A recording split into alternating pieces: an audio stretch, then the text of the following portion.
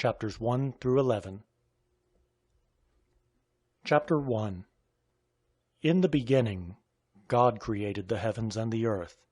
Now the earth was formless and empty. Darkness was on the surface of the deep. God's Spirit was hovering over the surface of the waters. God said, "Let there be light," and there was light. God saw the light, and saw that it was good. God divided the light from the darkness. God called the light day, and the darkness he called night. There was evening and there was morning, one day. God said, "Let there be an expanse in the middle of the waters, and let it divide the waters from the waters." God made the expanse, and divided the waters which were under the expanse from the waters which were above the expanse, and it was so. God called the expanse sky. There was evening and there was morning, a second day. God said, "Let the waters under the sky be gathered together to one place, and let the dry land appear." And it was so. God called the dry land earth, and the gathering together of the waters he called seas. God saw that it was good.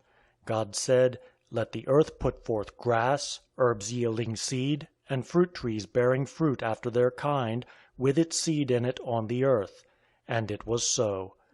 The earth brought forth grass, herbs yielding seed after their kind, and trees bearing fruit, with its seed in it after their kind.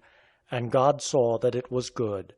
There was evening and there was morning, a third day. God said, "Let there be lights in the expanse of sky to divide the day from the night, and let them be for signs, and for seasons, and for days and years.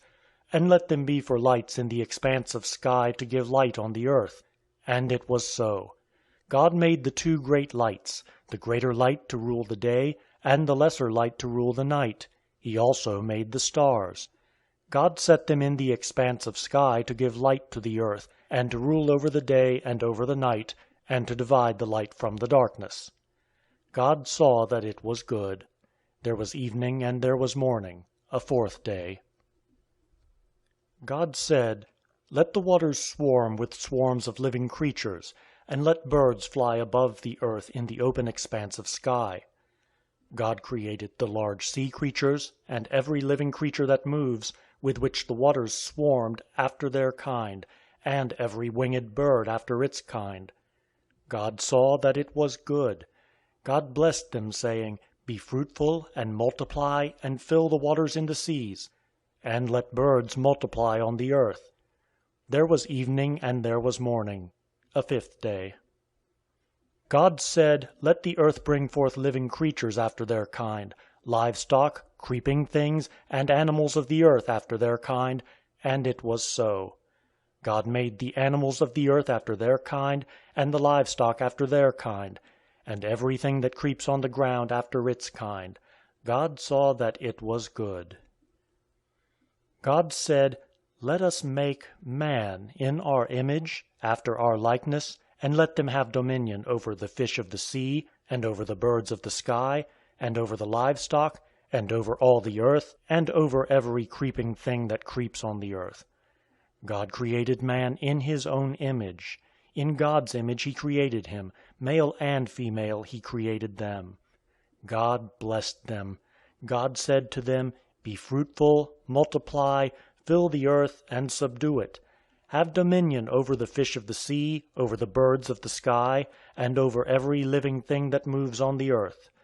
God said, "Behold, I have given you every herb yielding seed which is on the surface of all the earth, and every tree which bears fruit yielding seed. It will be your food. To every animal of the earth, and to every bird of the sky, and to everything that creeps on the earth in which there is life, I have given every green herb for food." And it was so. God saw everything that he had made, and behold, it was very good. There was evening and there was morning, a sixth day. Chapter 2. The heavens and the earth were finished, and all their vast array.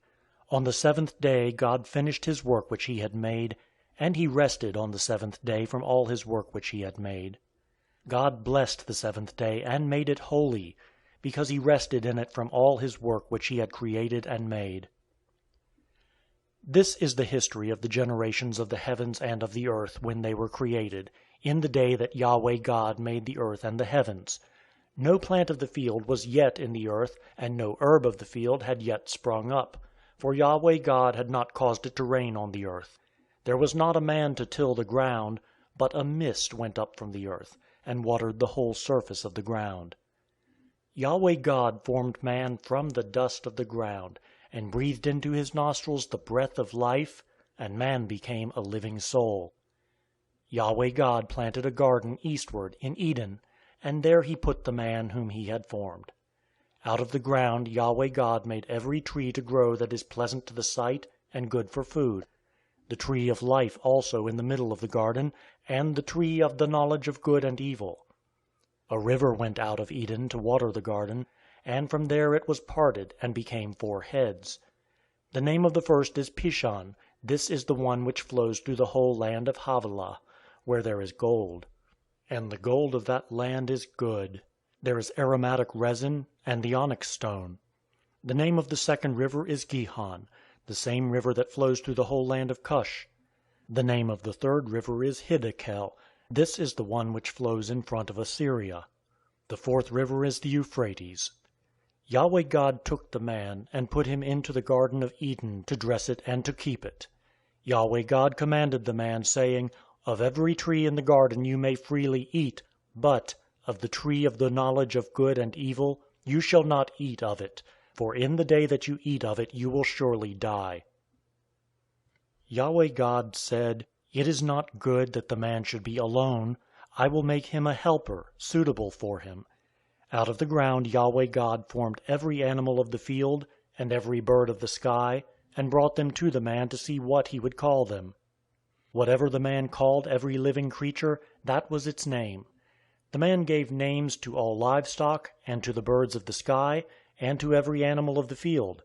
But for man there was not found a helper suitable for him. Yahweh God caused a deep sleep to fall on the man, and he slept. And he took one of his ribs, and closed up the flesh in its place.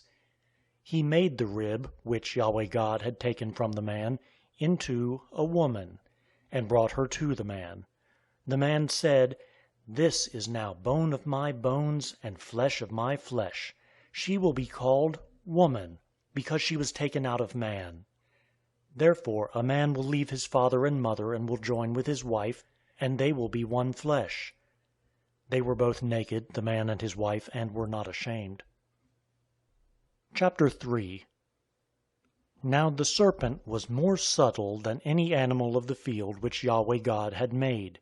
He said to the woman, "Has God really said, 'You shall not eat of any tree of the garden'?" The woman said to the serpent, "Of the fruit of the trees of the garden we may eat, but of the fruit of the tree which is in the middle of the garden, God has said, 'You shall not eat of it, neither shall you touch it, lest you die.'" The serpent said to the woman, "You won't surely die, for God knows that in the day you eat it, your eyes will be opened, and you will be like God, knowing good and evil." When the woman saw that the tree was good for food, and that it was a delight to the eyes, and that the tree was to be desired to make one wise, she took of its fruit, and ate. And she gave some to her husband with her, and he ate. The eyes of both of them were opened, and they knew that they were naked. They sewed fig leaves together, and made themselves aprons. They heard the voice of Yahweh God walking in the garden in the cool of the day, and the man and his wife hid themselves from the presence of Yahweh God among the trees of the garden. Yahweh God called to the man, and said to him, "Where are you?" The man said, "I heard your voice in the garden, and I was afraid, because I was naked, and I hid myself." God said, "Who told you that you were naked? Have you eaten from the tree that I commanded you not to eat from?" The man said, "The woman whom you gave to be with me, she gave me of the tree, and I ate." Yahweh God said to the woman, "What is this you have done?" The woman said, The serpent deceived me, and I ate." Yahweh God said to the serpent, "Because you have done this, cursed are you, above all livestock and above every animal of the field. On your belly you shall go, and you shall eat dust all the days of your life. I will put enmity between you and the woman, and between your offspring and her offspring. He will bruise your head, and you will bruise his heel." To the woman he said, "I will greatly multiply your pain in childbirth. In pain you will bring forth children. Your desire will be for your husband, and he will rule over you." To Adam he said, "Because you have listened to your wife's voice, and have eaten of the tree of which I commanded you, saying, 'You shall not eat of it,' cursed is the ground for your sake. In toil you will eat of it all the days of your life. Thorns also and thistles will it bring forth to you, and you will eat the herb of the field. By the sweat of your face you will eat bread until you return to the ground, for out of it you were taken. For you are dust, and to dust you shall return." The man called his wife Eve, because she was the mother of all living. Yahweh God made coats of skins for Adam and for his wife, and clothed them. Yahweh God said, "Behold, the man has become like one of us, knowing good and evil. Now, lest he put forth his hand, and also take of the tree of life, and eat, and live forever." Therefore Yahweh God sent him forth from the Garden of Eden, to till the ground from which he was taken. So he drove out the man, and he placed cherubs at the east of the Garden of Eden, and the flame of a sword which turned every way, to guard the way to the tree of life. Chapter 4. The man knew Eve his wife. She conceived and gave birth to Cain, and said, "I have gotten a man with Yahweh's help." Again she gave birth to Cain's brother Abel. Abel was a keeper of sheep, but Cain was a tiller of the ground. As time passed, it happened that Cain brought an offering to Yahweh from the fruit of the ground. Abel also brought some of the firstborn of his flock and of its fat. Yahweh respected Abel and his offering, but he didn't respect Cain and his offering. Cain was very angry, and the expression on his face fell. Yahweh said to Cain, "Why are you angry? Why has the expression of your face fallen? If you do well, will it not be lifted up? If you don't do well, sin crouches at the door. Its desire is for you, but you are to rule over it." Cain said to Abel his brother, "Let's go into the field." It happened, when they were in the field, that Cain rose up against Abel his brother, and killed him. Yahweh said to Cain, "Where is Abel your brother?" He said, "I don't know. Am I my brother's keeper?" Yahweh said, "What have you done? The voice of your brother's blood cries to me from the ground. Now you are cursed because of the ground, which has opened its mouth to receive your brother's blood from your hand.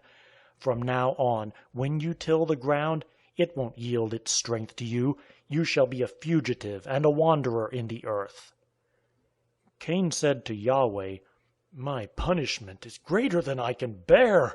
Behold, you have driven me out this day from the surface of the ground.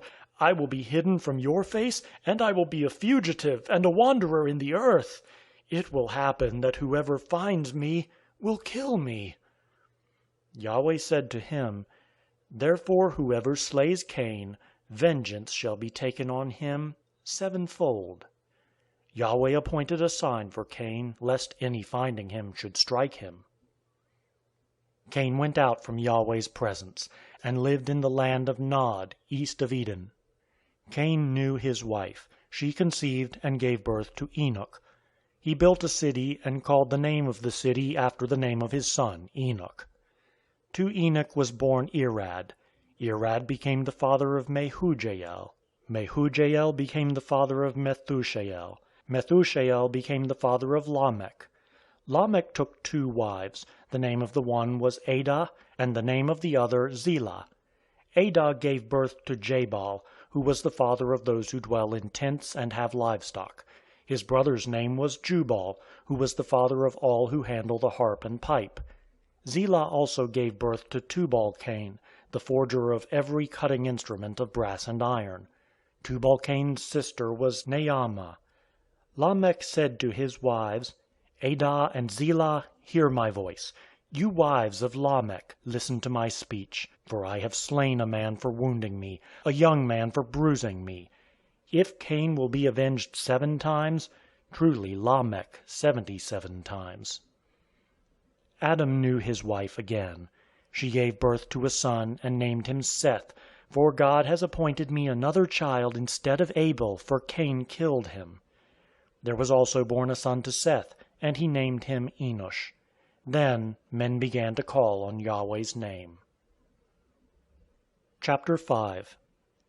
This is the book of the generations of Adam. In the day that God created man, he made him in God's likeness. He created them male and female, and blessed them, and called their name Adam in the day when they were created. Adam lived 130 years, and became the father of a son in his own likeness, after his image, and named him Seth. The days of Adam after he became the father of Seth were 800 years, and he became the father of sons and daughters. All the days that Adam lived were 930 years. Then he died. Seth lived 105 years, and became the father of Enosh. Seth lived after he became the father of Enosh 807 years, and became the father of sons and daughters. All the days of Seth were 912 years.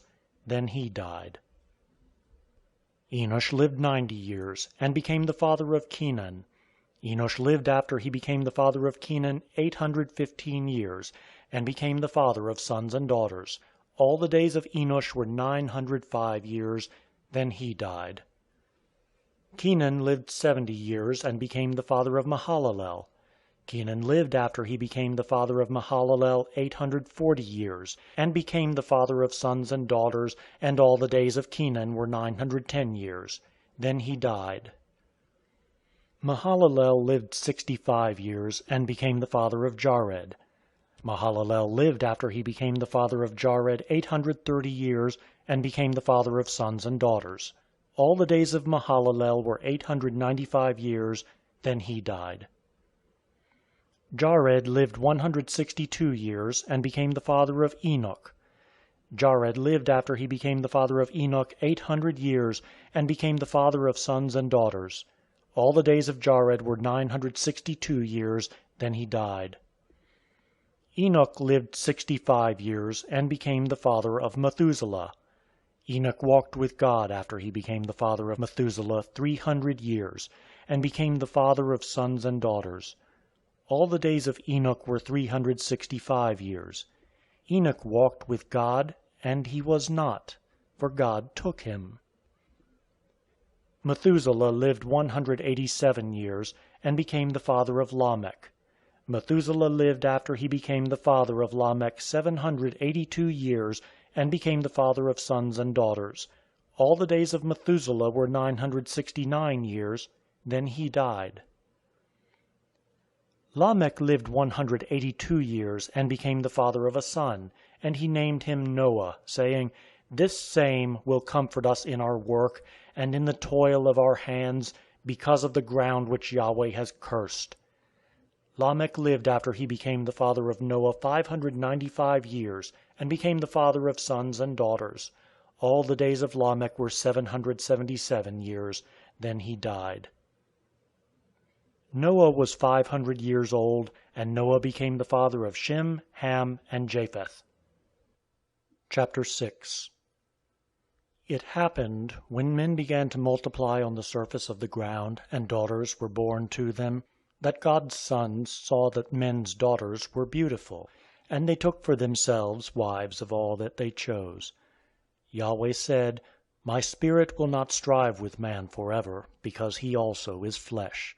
Yet will his days be 120 years. The Nephilim were in the earth in those days, and also after that, when God's sons came in to men's daughters. They bore children to them. Those were the mighty men who were of old, men of renown. Yahweh saw that the wickedness of man was great in the earth, and that every imagination of the thoughts of his heart was only evil continually. Yahweh was sorry that he had made man on the earth, and it grieved him in his heart. Yahweh said, I will destroy man whom I have created from the surface of the ground, man, along with animals, creeping things, and birds of the sky, for I am sorry that I have made them. But Noah found favor in Yahweh's eyes. This is the history of the generations of Noah. Noah was a righteous man, blameless among the people of his time. Noah walked with God. Noah became the father of 3 sons, Shem, Ham, and Japheth. The earth was corrupt before God, and the earth was filled with violence.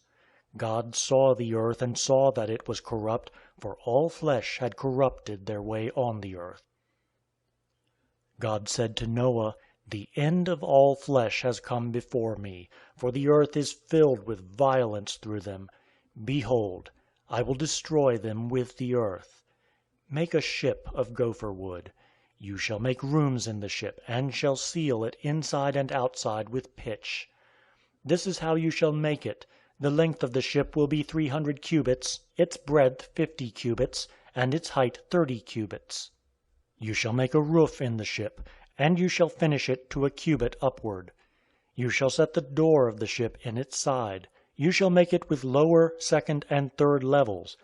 I, even I, do bring the flood of waters on this earth, to destroy all flesh having the breath of life from under the sky. Everything that is in the earth will die. But I will establish my covenant with you. You shall come into the ship, you, your sons, your wife, and your sons' wives with you. Of every living thing of all flesh, you shall bring 2 of every sort into the ship, to keep them alive with you. They shall be male and female, of the birds after their kind, of the livestock after their kind, of every creeping thing of the ground after its kind, 2 of every sort shall come to you, to keep them alive.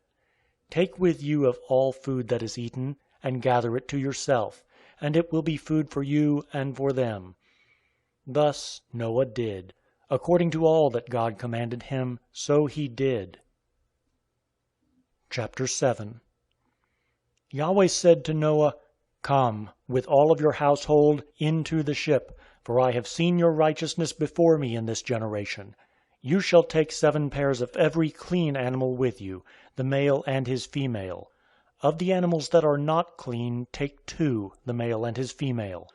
Also of the birds of the sky, 7 and 7, male and female, to keep seed alive on the surface of all the earth.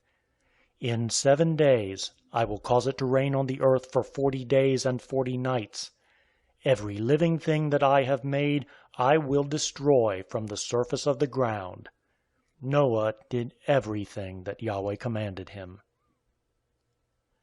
Noah was 600 years old when the flood of waters came on the earth. Noah went into the ship with his sons, his wife, and his sons' wives, because of the waters of the flood. Clean animals, animals that are not clean, birds, and everything that creeps on the ground went by pairs to Noah into the ship, male and female, as God commanded Noah.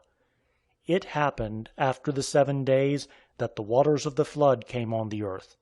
In the 600th year of Noah's life, in the 2nd month, on the 17th day of the month, on the same day all the fountains of the great deep were burst open, and the sky's windows were opened.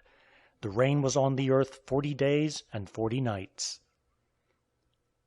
In the same day Noah, and Shem, Ham, and Japheth, the sons of Noah, and Noah's wife, and the 3 wives of his sons with them, entered into the ship.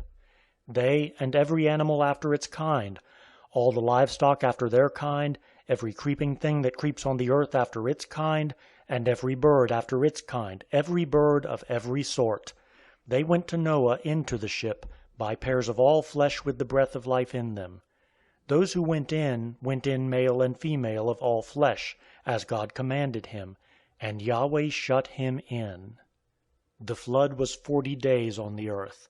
The waters increased and lifted up the ship, and it was lifted up above the earth. The waters prevailed and increased greatly on the earth, and the ship floated on the surface of the waters. The waters prevailed exceedingly on the earth. All the high mountains that were under the whole sky were covered. The waters prevailed 15 cubits upward, and the mountains were covered. All flesh died that moved on the earth, including birds, livestock, animals, every creeping thing that creeps on the earth, and every man. All in whose nostrils was the breath of the Spirit of life, of all that was on the dry land, died. Every living thing was destroyed that was on the surface of the ground, including man, livestock, creeping things, and birds of the sky. They were destroyed from the earth. Only Noah was left, and those who were with him in the ship. The waters prevailed on the earth 150 days. Chapter 8. God remembered Noah, all the animals, and all the livestock that were with him in the ship. And God made a wind to pass over the earth. The waters subsided. The deep's fountains and the sky's windows were also stopped, and the rain from the sky was restrained. The waters receded from the earth continually. After the end of 150 days, the waters decreased. The ship rested in the 7th month, on the 17th day of the month, on Ararat's mountains. The waters receded continually until the 10th month. In the 10th month, on the 1st day of the month, the tops of the mountains were seen. It happened at the end of 40 days that Noah opened the window of the ship which he had made, and he sent forth a raven. It went back and forth until the waters were dried up from the earth. He sent forth a dove from him to see if the waters were abated from the surface of the ground. But the dove found no place to rest her foot, and she returned to him into the ship, for the waters were on the surface of the whole earth. He put forth his hand and took her, and brought her to him into the ship. He stayed yet another 7 days, and again he sent forth the dove out of the ship. The dove came back to him at evening, and behold, in her mouth was an olive leaf plucked off. So Noah knew that the waters were abated from the earth.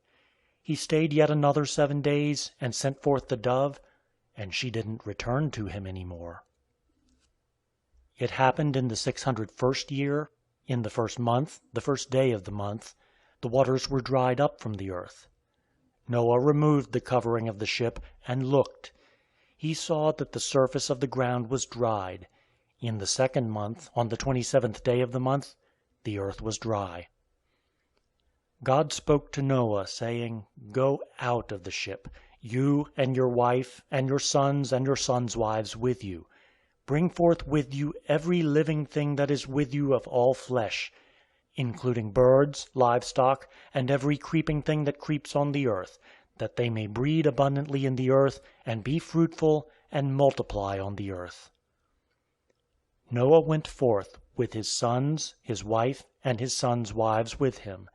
Every animal, every creeping thing, and every bird, whatever moves on the earth, after their families, went out of the ship. Noah built an altar to Yahweh, and took of every clean animal and of every clean bird, and offered burnt offerings on the altar. Yahweh smelled the pleasant aroma. Yahweh said in his heart, "I will not again curse the ground any more for man's sake, because the imagination of man's heart is evil from his youth. Neither will I ever again strike everything living, as I have done. While the earth remains, seedtime and harvest, and cold and heat, and summer and winter, and day and night shall not cease." Chapter 9. God blessed Noah and his sons, and said to them, "Be fruitful, and multiply, and replenish the earth.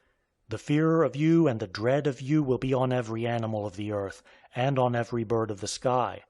Everything that the ground teems with, and all the fish of the sea are delivered into your hand. Every moving thing that lives will be food for you. As the green herb, I have given everything to you. But flesh with its life, its blood, you shall not eat. I will surely require the blood of your lives. At the hand of every animal I will require it. At the hand of man, even at the hand of every man's brother, I will require the life of man.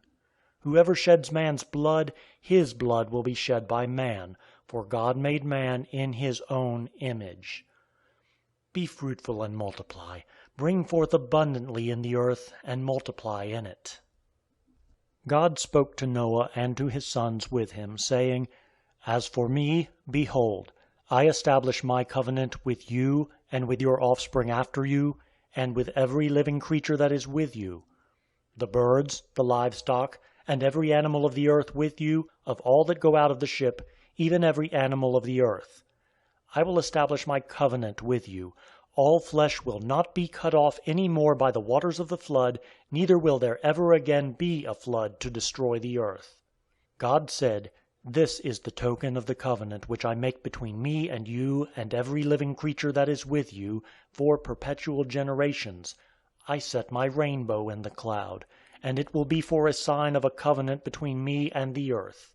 It will happen, when I bring a cloud over the earth, that the rainbow will be seen in the cloud, and I will remember my covenant, which is between me and you and every living creature of all flesh.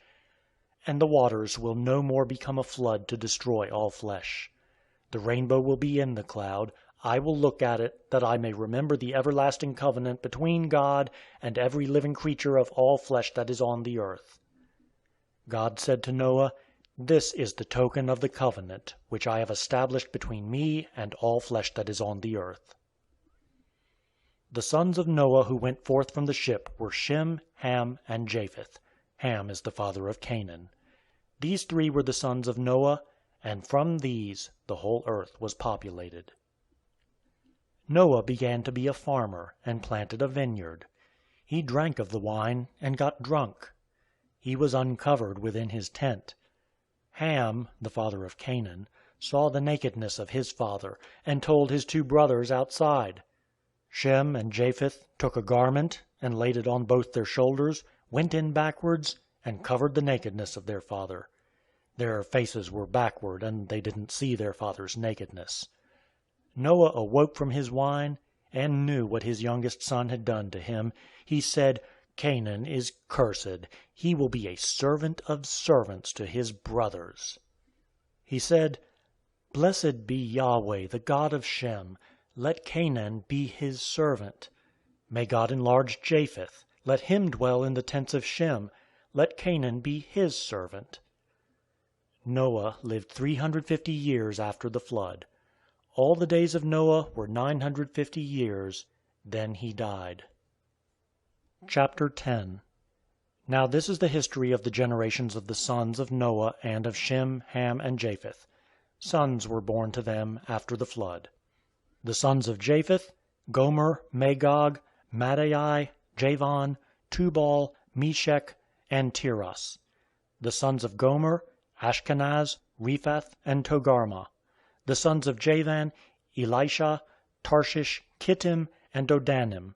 Of these were the islands of the nations divided in their lands, every one after his language, after their families, in their nations.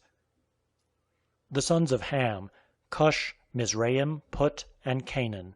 The sons of Cush: Seba, Havilah, Sabta, Raama, and Sabteka. The sons of Raama: Sheba and Dedan. Cush became the father of Nimrod. He began to be a mighty one in the earth. He was a mighty hunter before Yahweh. Therefore it is said, like Nimrod, a mighty hunter before Yahweh. The beginning of his kingdom was Babel, Erech, Akkad, and Calneh in the land of Shinar. Out of that land he went forth into Assyria, and built Nineveh, Rehoboth-ir, Calah, and Resen between Nineveh and Calah, the same is the great city. Mizraim became the father of Ludim, Enamim, Lehabim, Naphtuhim, Pathrusim, Casluhim, which the Philistines descended from, and Caphtorim. Canaan became the father of Sidon, his firstborn, Heth, the Jebusite, the Amorite, the Girgashite, the Hivite, the Archite, the Sinite, the Arvadite, the Zemarite, and the Hamathite. Afterward, the families of the Canaanites were spread abroad. The border of the Canaanites was from Sidon, as you go toward Gerar, to Gaza, as you go toward Sodom, Gomorrah, Admah, and Zeboim, to Lasha. These are the sons of Ham, after their families, after their languages, in their lands, in their nations. To Shem, the father of all the children of Eber, the elder brother of Japheth, to him also were children born. The sons of Shem: Elam, Ashur, Arpachshad, Lud, and Aram. The sons of Aram: Uz, Hul, Gether, and Mash. Arpachshad became the father of Shelah. Shelah became the father of Eber. To Eber were born 2 sons. The name of the one was Peleg, for in his days the earth was divided. His brother's name was Joktan. Joktan became the father of Almodad, Sheleph, Hazarmaveth, Jerah, Hadoram, Uzal, Diklah, Obal, Abimael, Sheba, Ophir, Havilah, and Jobab. All these were the sons of Joktan. Their dwelling was from Mesha, as you go toward Sephar, the mountain of the east. These are the sons of Shem, after their families, after their languages, in their lands, after their nations. These are the families of the sons of Noah, after their generations, in their nations. Of these were the nations divided in the earth after the flood. Chapter 11. The whole earth was of one language and of one speech. It happened, as they traveled east, that they found a plain in the land of Shinar, and they lived there. They said to one another, "Come, let's make bricks and burn them thoroughly." They had brick for stone, and they used tar for mortar. They said, "Come, let's build ourselves a city, and a tower whose top reaches to the sky. And let's make ourselves a name, lest we be scattered abroad on the surface of the whole earth." Yahweh came down to see the city and the tower which the children of men built. Yahweh said, "Behold, they are one people, and they have all one language, and this is what they begin to do. Now nothing will be withheld from them which they intend to do. Come, let's go down, and there confuse their language, that they may not understand one another's speech." So Yahweh scattered them abroad from there on the surface of all the earth. They stopped building the city. Therefore its name was called Babel, because there Yahweh confused the language of all the earth. From there Yahweh scattered them abroad on the surface of all the earth. This is the history of the generations of Shem. Shem was 100 years old and became the father of Arpachshad 2 years after the flood. Shem lived 500 years after he became the father of Arpachshad, and became the father of sons and daughters. Arpachshad lived 35 years and became the father of Shelah. Arpachshad lived 403 years after he became the father of Shelah, and became the father of sons and daughters. Shelah lived 30 years and became the father of Eber. And Shelah lived 403 years after he became the father of Eber, and became the father of sons and daughters. Eber lived 34 years and became the father of Peleg. Eber lived 430 years after he became the father of Peleg, and became the father of sons and daughters. Peleg lived 30 years and became the father of Reu. Peleg lived 209 years after he became the father of Reu, and became the father of sons and daughters. Reu lived 32 years and became the father of Serug. Reu lived 207 years after he became the father of Serug, and became the father of sons and daughters. Serug lived 30 years and became the father of Nahor. Serug lived 200 years after he became the father of Nahor, and became the father of sons and daughters. Nahor lived 29 years and became the father of Terah. Nahor lived 119 years after he became the father of Terah, and became the father of sons and daughters. Terah lived 70 years and became the father of Abram, Nahor, and Haran. Now this is the history of the generations of Terah. Terah became the father of Abram, Nahor, and Haran. Haran became the father of Lot. Haran died before his father Terah in the land of his birth, in Ur of the Chaldees. Abram and Nahor took wives. The name of Abram's wife was Sarai, and the name of Nahor's wife Milcah, the daughter of Haran, who was also the father of Iscah. Sarai was barren; she had no child. Terah took Abram his son, Lot the son of Haran, his son's son, and Sarai his daughter-in-law, his son Abram's wife. They went forth from Ur of the Chaldees to go into the land of Canaan. They came to Haran and lived there. The days of Terah were 205 years. Terah died in Haran. End of chapters 1 through 11. Chapter 12. Now Yahweh said to Abram, Get out of your country, and from your relatives, and from your father's house, to the land that I will show you. I will make of you a great nation. I will bless you, and make your name great. You will be a blessing. I will bless those who bless you, and I will curse him who curses you. All of the families of the earth will be blessed in you. So Abram went as Yahweh had spoken to him. Lot went with him. Abram was 75 years old when he departed out of Haran.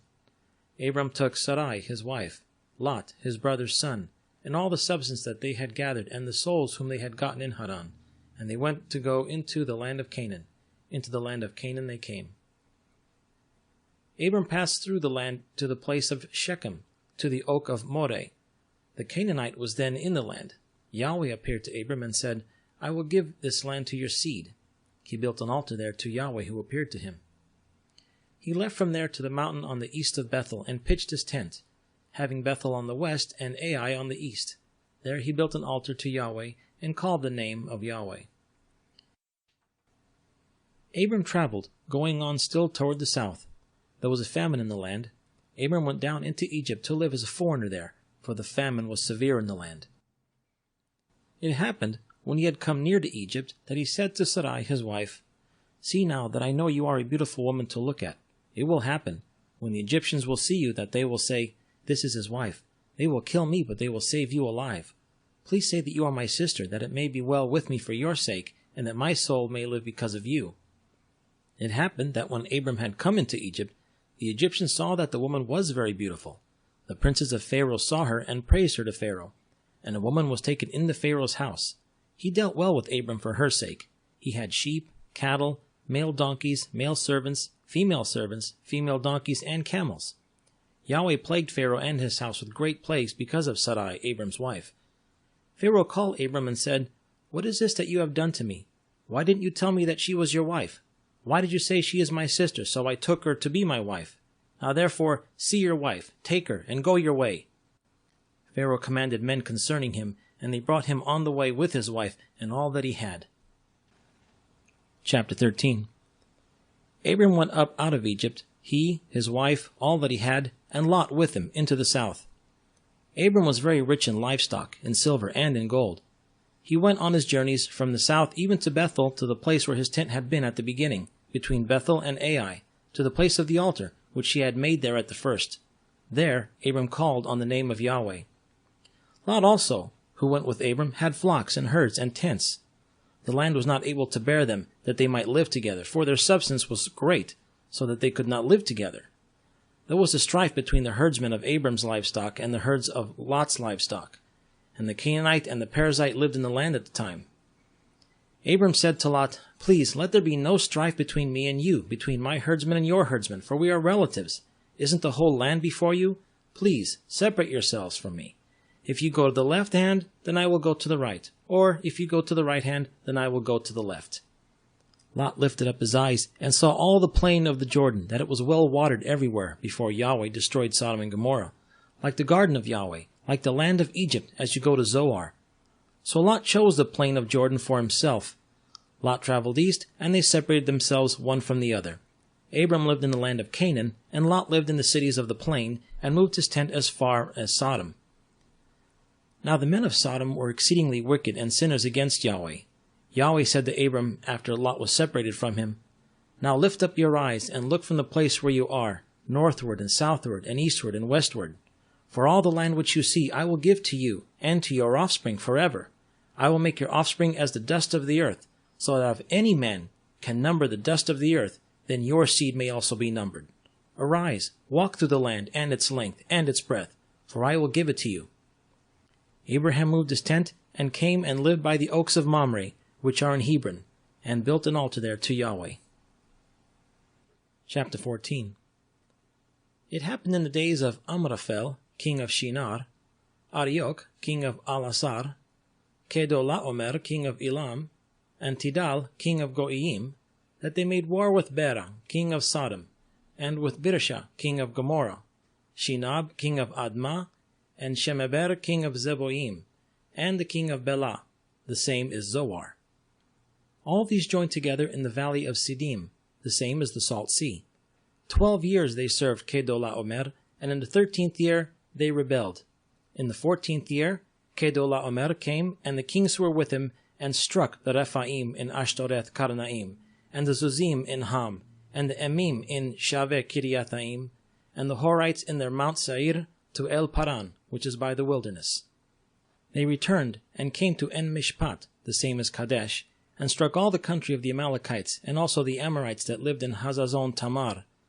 The king of Sodom, and the king of Gomorrah, and the king of Admah, and the king of Zeboim, and the king of Bela, the same as Zoar, went out, and they set battle in array against them in the valley of Siddim, against Kedolaomer, king of Elam, and Tidal, king of Goiim, and Amraphel, king of Shinar, and Arioch, king of Alazar, 4 kings against the 5. Now the valley of Siddim was full of tar pits, and the kings of Sodom and Gomorrah fled, and they fell there. And those who remained fled to the hills. They took all the goods of Sodom and Gomorrah, and all the food, and went their way. They took Lot, Abram's brother's son, who lived in Sodom, and his goods, and departed. One who had escaped came and told Abram the Hebrew. Now he lived by the oaks of Mamre, the Amorite brother of Eshcol, and the brother of Aner. These were allies of Abram. When Abram heard that his relative had been taken captive, he led out his trained men, born in his house, 318, and pursued as far as Dan. He divided himself against them by night, he and his servants, and struck them, and pursued them to Hobah, which is on the left hand of Damascus. He brought back all the goods, and also brought back his relative Lot, and his goods, and the women also, and the people. The king of Sodom went out to meet him after his return from the slaughter of Kedolaomer, and the kings who were with him at the valley of Shaveh, that is the king's valley. Melchizedek, king of Salem, brought out bread and wine, and he was priest of God Most High. He blessed him and said, Blessed be Abram of God Most High, possessor of heaven and earth, and blessed be God Most High, who has delivered your enemies into your hand. Abram gave him 1/10 of all. The king of Sodom said to Abram, Give me the people, and take the goods to yourself. Abram said to the king of Sodom, I have lifted up my hand to Yahweh, God Most High, possessor of heaven and earth, that I will not take a thread, nor a sandal strap, nor anything that is yours, lest you should say, I have made Abraham rich. I will accept nothing from you except that which the young men have eaten, and the portion of the men who went with me, Aner, Eshcol, and Mamre. Let them take their portion. Chapter 15. After these things, the word of Yahweh came to Abram in a vision, saying, Don't be afraid, Abram. I am your shield, your exceedingly great reward. Abram said, Lord Yahweh, what will you give me, since I go childless, and he who will inherit my estate is Eliezer of Damascus? Abram said, Behold, to me you have given no seed, and behold, one born in my house is my heir. Behold, the word of Yahweh came to him, saying, This man will not be your heir, but he who will come out of your own body will be your heir. Yahweh brought him outside and said, Look now toward the sky, and count the stars, if you are able to count them. He said to Abram, So shall your seed be. He believed in Yahweh, and he reckoned it to him for righteousness. He said to him, I am Yahweh who brought you out of Ur of the Chaldees, to give you this land to inherit it. He said, Lord Yahweh, how will I know that I will inherit it? He said to him, Bring me a heifer 3 years old, a female goat 3 years old, a ram 3 years old, a turtle dove, and a young pigeon. He brought him all of these, and divided them in the middle, and laid each half opposite the other, but he didn't divide the birds. The birds of prey came down on the carcasses, and Abram drove them away. When the sun was going down, a deep sleep fell on Abram. Now terror and great darkness fell on him, and he said to Abram, Know for sure that your seed will live as foreigners in a land that is not theirs, and will serve them. They will afflict them 400 years, and I will judge that nation whom they will serve. Afterward they will come out with great wealth, but you will go to your fathers in peace. You will be buried in a good old age. In the 4th generation they will come here again, for the iniquity of the Amorite is not yet full. It came to pass that when the sun set down and it was dark, behold, a smoking furnace and a flaming torch passed between these pieces. In that day Yahweh made a covenant with Abram, saying, To your seed I have given this land from the river of Egypt to the great river, the river Euphrates, the Kenites, the Kenizzites, the Kedmonites, the Hittites, the Perizzites, the Rephaim, the Amorites, the Canaanites, the Girgashites, and the Jebusites. Chapter 16. Now Sarai, Abram's wife, bore him no children. She had a handmaid, an Egyptian, whose name was Hagar. Sarai said to Abram, See now, Yahweh has restrained me from bearing. Please go into my handmaid. It may be that I will obtain children by her. Abram listened to the voice of Sarai. Sarai, Abram's wife, took Hagar, the Egyptian, her handmaid, after Abram had lived 10 years in the land of Canaan, and gave her to Abram, her husband, to be his wife. He went into Hagar, and she conceived. When she saw that she had conceived, her mistress was despised in her eyes. Sarai said to Abram, This wrong is your fault. I gave my handmaid into your bosom, and when she saw that she had conceived, I was despised in her eyes. Yahweh judge between me and you. But Abram said to Sarai, Behold, your maid is in your hand. Do to her whatever is good in your eyes. Sarai dealt harshly with her, and she fled from her face. The angel of Yahweh found her by a fountain of water in the wilderness, by the fountain in the way to Shur.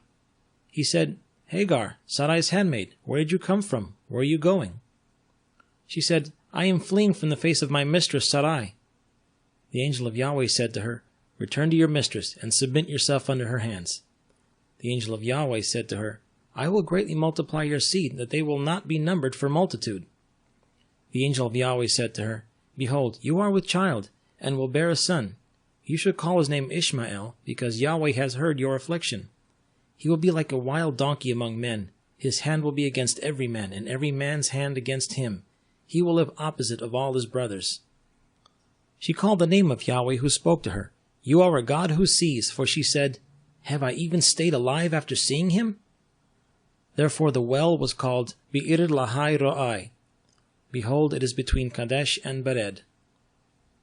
Hagar bore a son for Abram. Abram called the name of his son, whom Hagar bore, Ishmael.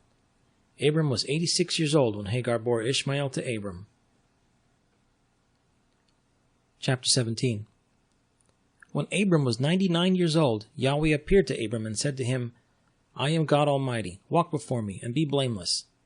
I will make my covenant between me and you, and I will multiply you exceedingly. Abraham fell on his face. God talked with him, saying, As for me, behold, my covenant is with you. You will be the father of a multitude of nations. Neither will your name any more be called Abram, but your name will be Abraham, for I have made you the father of a multitude of nations. I will make you exceedingly fruitful, and I will make nations of you. Kings will come out of you. I will establish my covenant between me and you and your seed after you throughout their generations for an everlasting covenant, to be a God to you and to your seed after you. I will give to you and to your seed after you the land where you are traveling, all the land of Canaan, for an everlasting possession. I will be their God. God said to Abraham, As for you, you will keep my covenant, you and your seed after you, throughout their generations. This is my covenant which you shall keep between me and your seed after you. Every male among you shall be circumcised. You shall be circumcised in the flesh of your foreskin. It will be a token of the covenant between me and you. He who is 8 days old will be circumcised among you, every male throughout your generations, he who was born in the house or bought with money from any foreigner who was not of your seed. He who was born in your house and he who was bought with your money must be circumcised. My covenant will be in your flesh for an everlasting covenant. The uncircumcised male, who is not circumcised in the flesh of his foreskin, that soul shall be cut off from his people. He has broken my covenant. God said to Abraham, As for Sarai your wife, you shall not call her name Sarai, but her name shall be Sarah. I will bless her, and moreover I will give you a son by her. Yes, I will bless her, and she will be a mother of nations. Kings of peoples will come from her. Then Abraham fell on his face and laughed and said in his heart, Will the child be born to him who is 100 years old? Will Sarah, who is 90 years old, give birth? Abraham said to God, Oh, that Ishmael might live before you. God said, No, but Sarah, your wife, will bear you a son. You shall call his name Isaac. I will establish my covenant with him for an everlasting covenant for his seed after him. As for Ishmael, I have heard you. Behold, I have blessed him, and will make him fruitful, and will multiply him exceedingly. He will become the father of 12 princes, and I will make him a great nation. But my covenant I establish with Isaac, whom Sarah will bear to you at this set time next year." When he finished talking with him, God went up from Abraham. Abraham took Ishmael his son, all who were born in his house, and all who were bought with his money, every male among the men of Abraham's house, and circumcised the flesh of their foreskin in the same day, as God had said to him. Abraham was 99 years old when he was circumcised in the flesh of his foreskin. Ishmael his son was 13 years old when he was circumcised in the flesh of his foreskin. In the same day, both Abraham and Ishmael his son were circumcised. All the men of his house, those born in his house, and those bought with money of a foreigner were circumcised with him. Chapter 18. Yahweh appeared to him by the oaks of Mamre as he sat in the tent door in the heat of the day. He lifted up his eyes and looked and saw that 3 men stood opposite him. When he saw them, he ran to meet them from the tent door and bowed himself to the earth and said, "My Lord, if now I have found favor in your sight, please don't go away from your servant. Now let a little water be fetched, wash your feet, and rest yourselves under the tree. I will get a morsel of bread so you can refresh your heart. After that you may go your way, now that you have come to your servant." They said, "Very well, do as you have said." Abraham hurried into the tent to Sarah and said, "Quickly prepare 3 measures of fine meal, knead it, and make cakes." Abraham ran to the herd and fetched a tender and good calf and gave it to the servant. He hurried to dress it. He took butter, milk, and the calf which he had dressed and set it before them. He stood by them under the tree, and they ate.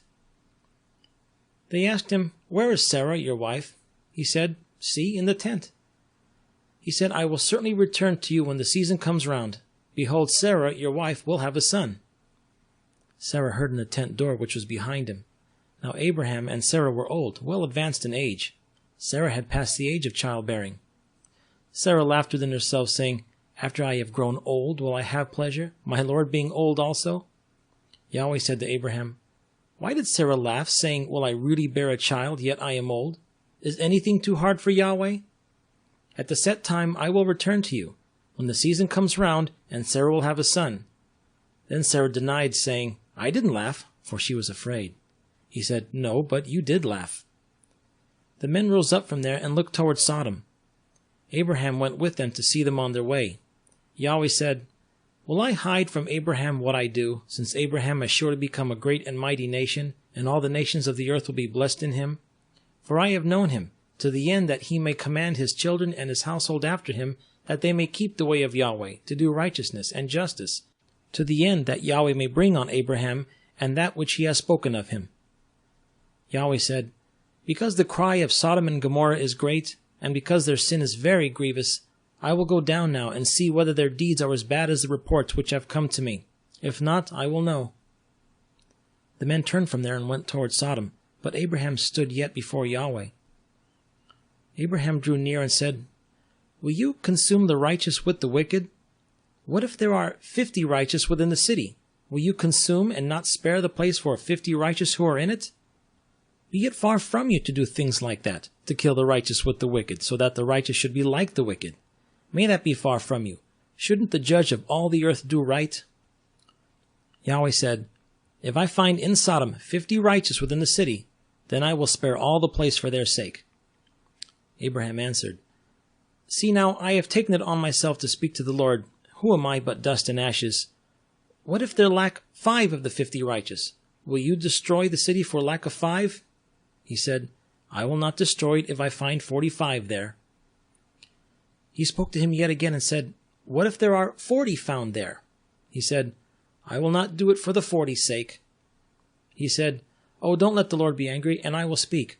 What if there are 30 found there?" He said, "I will not do it if I find 30 there."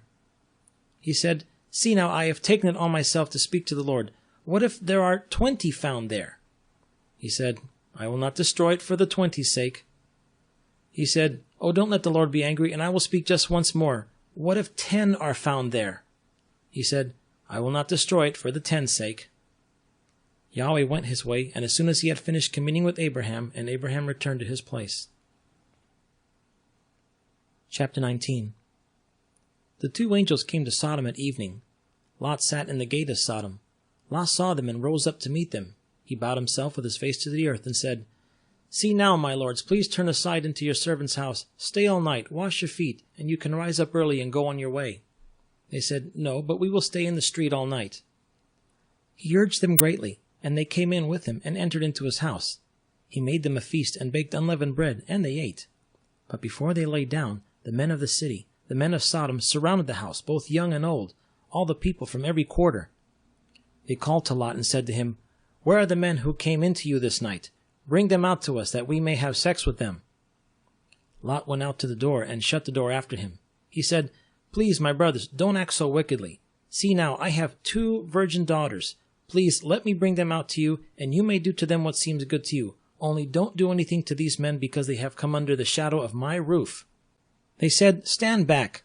Then they said, "This one fellow came in to live as a foreigner, and he appoints himself a judge. Now we will deal worse with you than with them." They pressed hard on the man, Lot, and drew near to break the door.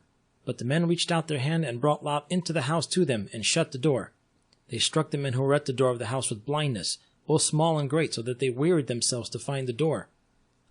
The men said to Lot, "Do you have anybody else here? Sons-in-law, your sons, your daughters, and whoever you have in the city. Bring them out of the place, for we will destroy this place, because the outcry against them has grown before Yahweh, that Yahweh has sent us to destroy it." Lot went out and spoke to his sons-in-law, who were pledged to marry his daughters, and said, "Get up, get out of this place, for Yahweh will destroy the city." But he seemed to his sons-in-law to be joking. When the morning came, the angels hurried Lot, saying, "Get up, take your wife and your 2 daughters who are here, lest you be consumed in the iniquity of the city."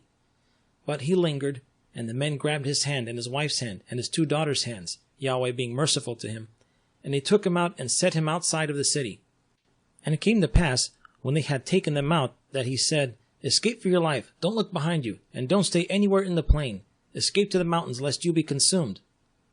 Lot said to them, "Oh, not so, my lord. Now see, your servant has found favor in your sight, and you have magnified your loving kindness, which you have shown to me in saving my life. I can't escape to the mountain, lest evil overtake me and I die. See now, this city is near to flee to, and it is a little one. Oh, let me escape there. Isn't it a little one? And my soul will live." He said to him, "Behold, I have granted your request concerning this thing also, that I will not overthrow the city of which you have spoken. Hurry, escape there, for I can't do anything until you get there." Therefore the name of the city was called Zoar. The sun had risen on the earth when Lot came to Zoar. Then Yahweh rained on Sodom and Gomorrah sulfur and fire from Yahweh out of the sky. He overthrew those cities, all the plain, all the inhabitants of the city, and that which grew on the ground. But his wife looked back from behind him, and she became a pillar of salt. Abraham got up early in the morning to the place where he had stood before Yahweh. He looked toward Sodom and Gomorrah, and toward all the land of the plain, and looked, and he saw that the smoke of the land went up as the smoke of a furnace. It happened when God destroyed the cities of the plain, that God remembered Abraham, and set Lot out of the middle of the overthrow, where he overthrew the cities in which Lot lived. Lot went up out of Zoar and lived in the mountain, he and his 2 daughters with him, for he was afraid to live in Zoar. He lived in a cave with his 2 daughters. The firstborn said to the younger, "Our father is old, and there is not a man in the earth to come in to us in the way of all the earth. Come, let us make our father drink wine, and we will lie with him, that we may preserve our father's seed." They made their father drink wine that night, and the firstborn went in and lay with her father. He did not know when she lay down, nor when she arose.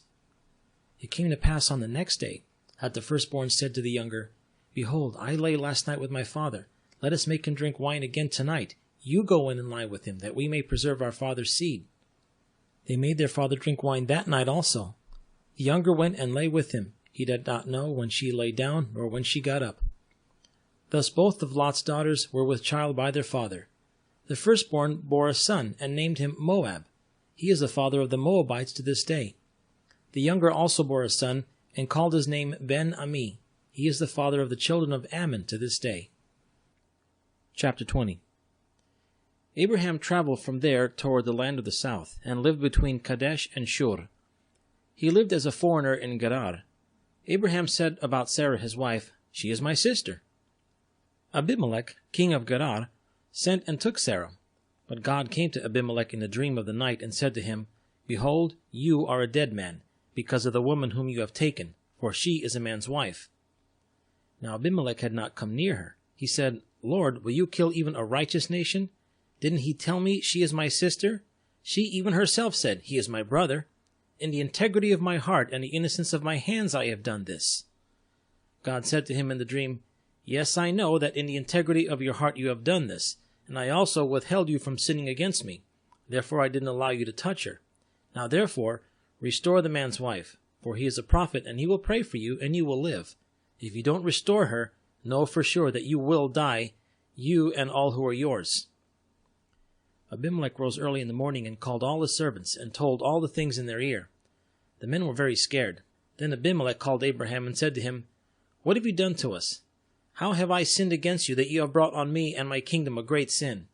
You have done deeds to me that ought not be done. Abimelech said to Abraham, What did you see, that you have done this thing? Abraham said, Because I thought, Surely the fear of God is not in this place, they will kill me for my wife's sake. Besides, she is indeed my sister, the daughter of my father, but not the daughter of my mother, and she became my wife. It happened when God caused me to wander from my father's house that I said to her, This is your kindness which you shall show to me. Everywhere that we go, say of me, He is my brother. Abimelech took sheep and cattle, male servants and female servants, and gave them to Abraham, and restored Sarah his wife to him. Abimelech said, Behold, my land is before you. Dwell where it pleases you. To Sarah he said, Behold, I have given your brother 1,000 pieces of silver. Behold, it is for you a covering to the eyes to all that are with you. In front of you all, you are vindicated. Abraham prayed to God. God healed Abimelech and his wife and his female servants, and they bore children. For Yahweh had closed up tight all the wombs of the house of Abimelech because of Sarah, Abraham's wife. Chapter 21. Yahweh visited Sarah as he had said, and Yahweh did to Sarah as he had spoken. Sarah conceived and bore Abraham a son in his old age at the set time of which God had spoken to him. Abraham called his son, who was born to him, whom Sarah had borne to him, Isaac. Abraham circumcised his son, Isaac, when he was 8 days old, as God had commanded him. Abraham was 100 years old when his son Isaac was born to him. Sarah said, God has made me laugh. Everyone who hears will laugh with me. She said, Who would have said to Abraham that Sarah would nurse children? For I have borne him a son in his old age. The child grew and was weaned. Abraham made a great feast on the day that Isaac was weaned. Sarah saw the son of Hagar the Egyptian, whom she had borne to Abraham, mocking. Therefore she said to Abraham, Cast out this handmaid and her son, for the son of this handmaid will not be heir with my son Isaac. The thing was very grievous in Abraham's sight on account of his son.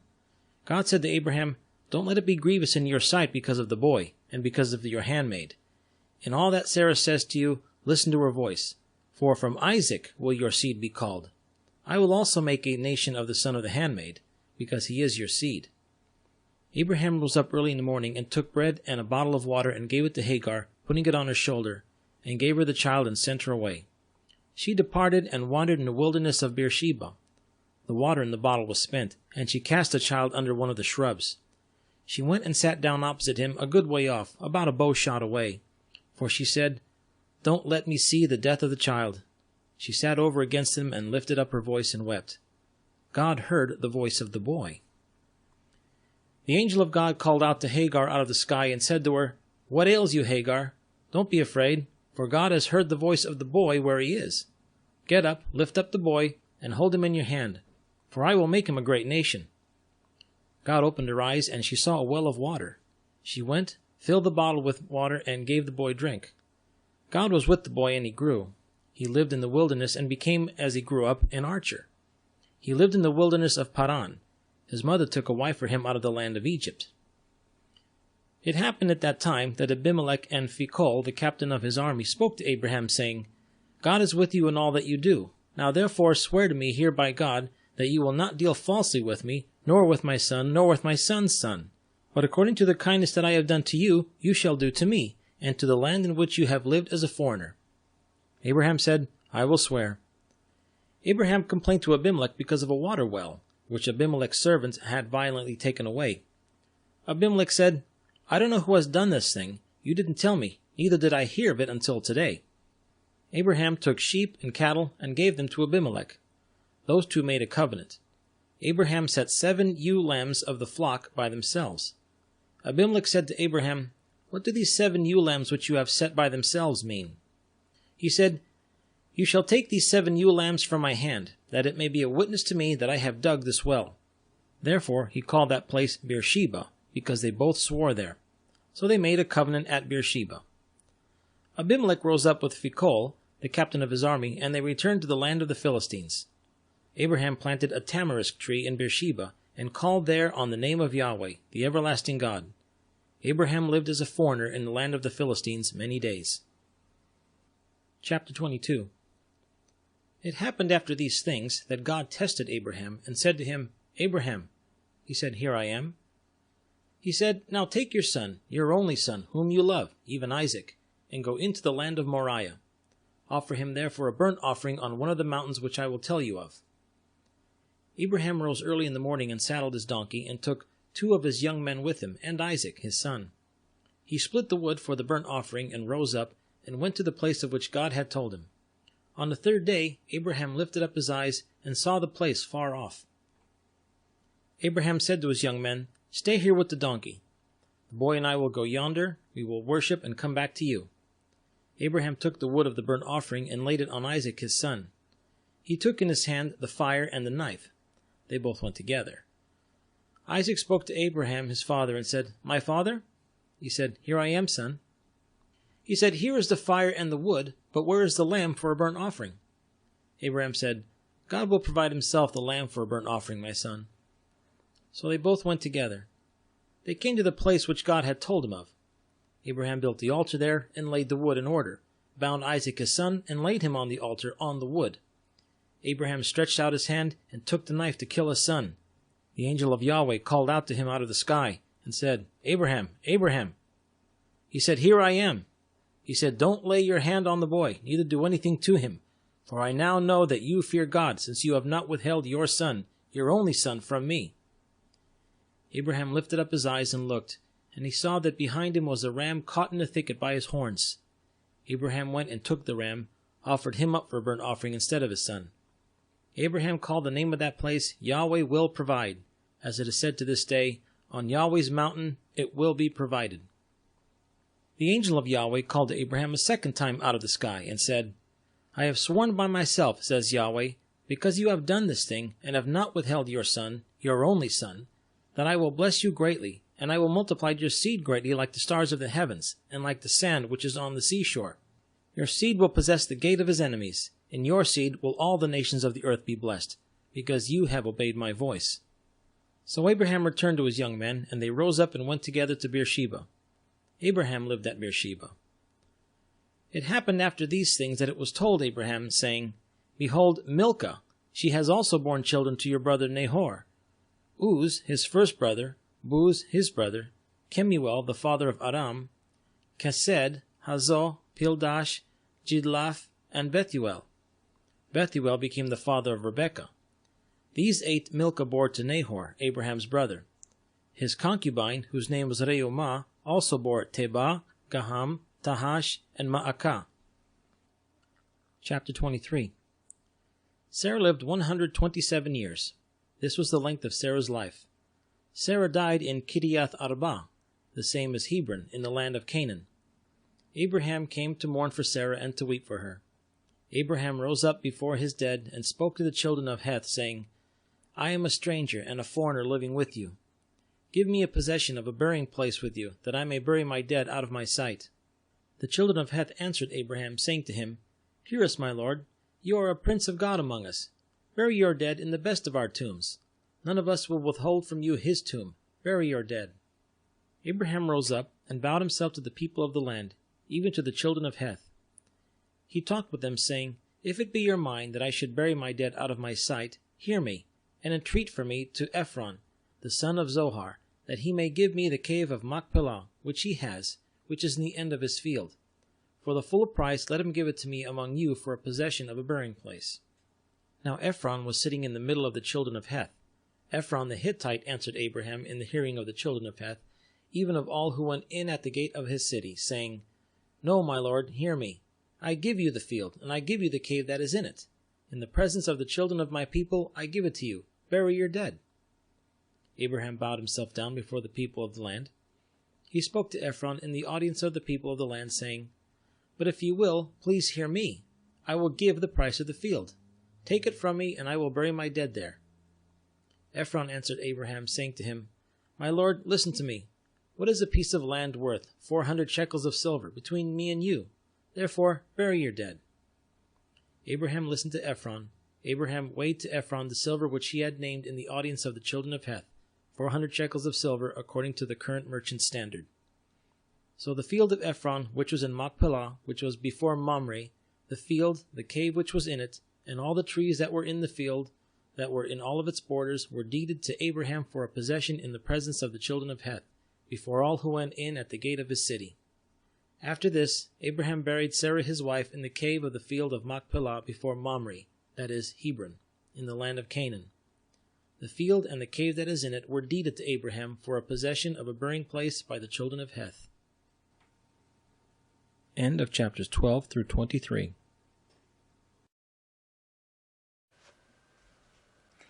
Chapter 24. Abraham was old and well stricken in age. Yahweh had blessed Abraham in all things. Abraham said to his servant, the elder of his house, who ruled over all that he had, "Please put your hand under my thigh. I will make you swear by Yahweh, the God of heaven and the God of the earth, that you shall not take a wife for my son of the daughters of the Canaanites, among whom I live, but you shall go to my country and to my relatives, and take a wife for my son Isaac." The servant said to him, "What if the woman isn't willing to follow me to this land? Must I bring your son again to the land you came from?" Abraham said to him, "Beware that you don't bring my son there again. Yahweh, the God of heaven, who took me from my father's house, and from the land of my birth, who spoke to me and who swore to me, saying, 'I will give this land to your seed.' He will send his angel before you, and you shall take a wife for my son from there. If the woman isn't willing to follow you, then you shall be clear from this oath, only you shall not bring my son there again." The servant put his hand under the thigh of Abraham his master, and swore to him concerning this matter. The servant took 10 camels of his master's camels, and departed, having a variety of good things of his master's with him. He arose and went to Mesopotamia, to the city of Nahor. He made the camels kneel down outside the city by the well of water at the time of evening, the time that women go out to draw water. He said, "Yahweh, the God of my master Abraham, please give me success this day, and show kindness to my master Abraham. Behold, I am standing by the spring of water. The daughters of the men of the city are coming out to draw water. Let it happen that the young lady to whom I will say, 'Please let down your pitcher, that I may drink,' and she will say, 'Drink, and I will also give your camels a drink.' Let her be the one you have appointed for your servant Isaac. By this I will know that you have shown kindness to my master." It happened before he had finished speaking, that behold, Rebekah came out, who was born to Bethuel, the son of Milcah, the wife of Nahor, Abraham's brother, with her pitcher on her shoulder. The young lady was very beautiful to look at, a virgin, neither had any man known her. She went down to the spring, filled her pitcher, and came up. The servant ran to meet her and said, "Please give me a drink, a little water from your pitcher." She said, "Drink, my lord." She hurried and let down her pitcher on her hand and gave him drink. When she had done giving him drink, she said, "I will also draw for your camels until they have done drinking." She hurried and emptied her pitcher into the trough, and ran again to the well to draw, and drew for all his camels. The man looked steadfastly at her, remaining silent, to know whether Yahweh had made his journey prosperous or not. It happened, as the camels had done drinking, that the man took a golden ring of 1/2 shekel weight, and 2 bracelets for her hands of 10 shekels weight of gold, and said, "Whose daughter are you? Please tell me. Is there room in your father's house for us to lodge in?" She said to him, "I am the daughter of Bethuel, the son of Milcah, whom she bore to Nahor." She said moreover to him, "We have both straw and provender enough, and room to lodge in." The man bowed his head and worshipped Yahweh. He said, "Blessed be Yahweh, the God of my master Abraham, who has not forsaken his loving kindness and his truth toward my master." As for me, Yahweh has led me in the way to the house of my master's relatives." The young lady ran and told her mother's house about these words. Rebekah had a brother, and his name was Laban. Laban ran out to the man, to the spring. It happened, when he saw the ring and the bracelets on his sister's hands, and when he heard the words of Rebekah his sister, saying, "This is what the man said to me," that he came to the man. Behold, he was standing by the camels at the spring. He said, "Come in, you blessed of Yahweh, why do you stand outside? For I have prepared the house, and room for the camels." The man came into the house, and he unloaded the camels. He gave straw and provender for the camels, and water to wash his feet and the feet of the men who were with him. Food was set before him to eat, but he said, "I will not eat until I have told my message." He said, "Speak on." He said, "I am Abraham's servant. Yahweh has blessed my master greatly. He has become great. He has given him flocks and herds, silver and gold, male servants and female servants, and camels and donkeys. Sarah, my master's wife, bore a son to my master when she was old. He has given all that he has to him. My master made me swear, saying, 'You shall not take a wife for my son of the daughters of the Canaanites, in whose land I live, but you shall go to my father's house and to my relatives, and take a wife for my son.'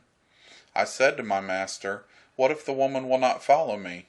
He said to me, 'Yahweh, before whom I walk, will send his angel with you, and prosper your way. You shall take a wife for my son of my relatives, and of my father's house. Then will you be clear from my oath, when you come to my relatives. If they don't give her to you, you shall be clear from my oath.' I came this day to the spring, and said, 'Yahweh, the God of my master Abraham, if now you do prosper my way which I go, behold, I am standing by this spring of water. Let it happen that the maiden who comes forth to draw, to whom I will say, Give me, I pray you, a little water from your pitcher to drink, and she will tell me, Drink, and I will also draw for your camels. Let her be the woman whom Yahweh has appointed for my master's son.' Before I had done speaking in my heart, behold, Rebekah came forth with her pitcher on her shoulder. She went down to the spring and drew. I said to her, 'Please let me drink.' She hurried and let down her pitcher from her shoulder and said, 'Drink, and I will also give your camels a drink.' So I drank, and she made the camels drink also. I asked her and said, 'Whose daughter are you?' She said, 'The daughter of Bethuel, Nahor's son, whom Milcah bore to him.' I put the ring on her nose and the bracelets on her hands. I bowed my head and worshipped Yahweh, the blessed Yahweh, the God of my master Abraham, who had led me in the right way to take my master's brother's daughter for his son. Now if you will deal kindly and truly with my master, tell me. If not, tell me that I may turn to the right hand or to the left." Then Laban and Bethuel answered, "The thing proceeds from Yahweh. We can't speak to you bad or good. Behold, Rebekah is before you. Take her and go, and let her be your master's son's wife, as Yahweh has spoken." It happened that when Abraham's servant heard their words, he bowed himself down to the earth to Yahweh. The servant brought forth jewels of silver, and jewels of gold, and clothing, and gave them to Rebekah. He also gave precious things to her brother and her mother. They ate and drank, he and the men who were with him, and stayed all night. They rose up in the morning, and he said, "Send me away to my master." Her brother and her mother said, "Let the young lady stay with us a few days, at least 10. After that she will go." He said to them, "Don't hinder me, seeing Yahweh has prospered my way. Send me away that I may go to my master." They said, "We will call the young lady and ask her." They called Rebekah and said to her, "Will you go with this man?" She said, "I will go." They sent away Rebekah their sister with her nurse, Abraham's servant, and his men. They blessed Rebekah and said to her, "Our sister, may you be the mother of thousands of 10,000s, and let your seed possess the gate of those who hate them." Rebekah arose with her ladies. They rode on the camels and followed the man. The servant took Rebekah and went his way. Isaac came from the way of Beer-lahai-roi, for he lived in the land of the south. Isaac went out to meditate in the field at the evening. He lifted up his eyes and saw, and behold, there were camels coming. Rebekah lifted up her eyes, and when she saw Isaac, she dismounted from the camel. She said to the servant, "Who is the man who is walking in the field to meet us?" The servant said, "It is my master." She took her veil and covered herself. The servant told Isaac all the things that he had done. Isaac brought her into his mother Sarah's tent, and took Rebekah, and she became his wife. He loved her. Isaac was comforted after his mother's death. Chapter 25. Abraham took another wife, and her name was Keturah.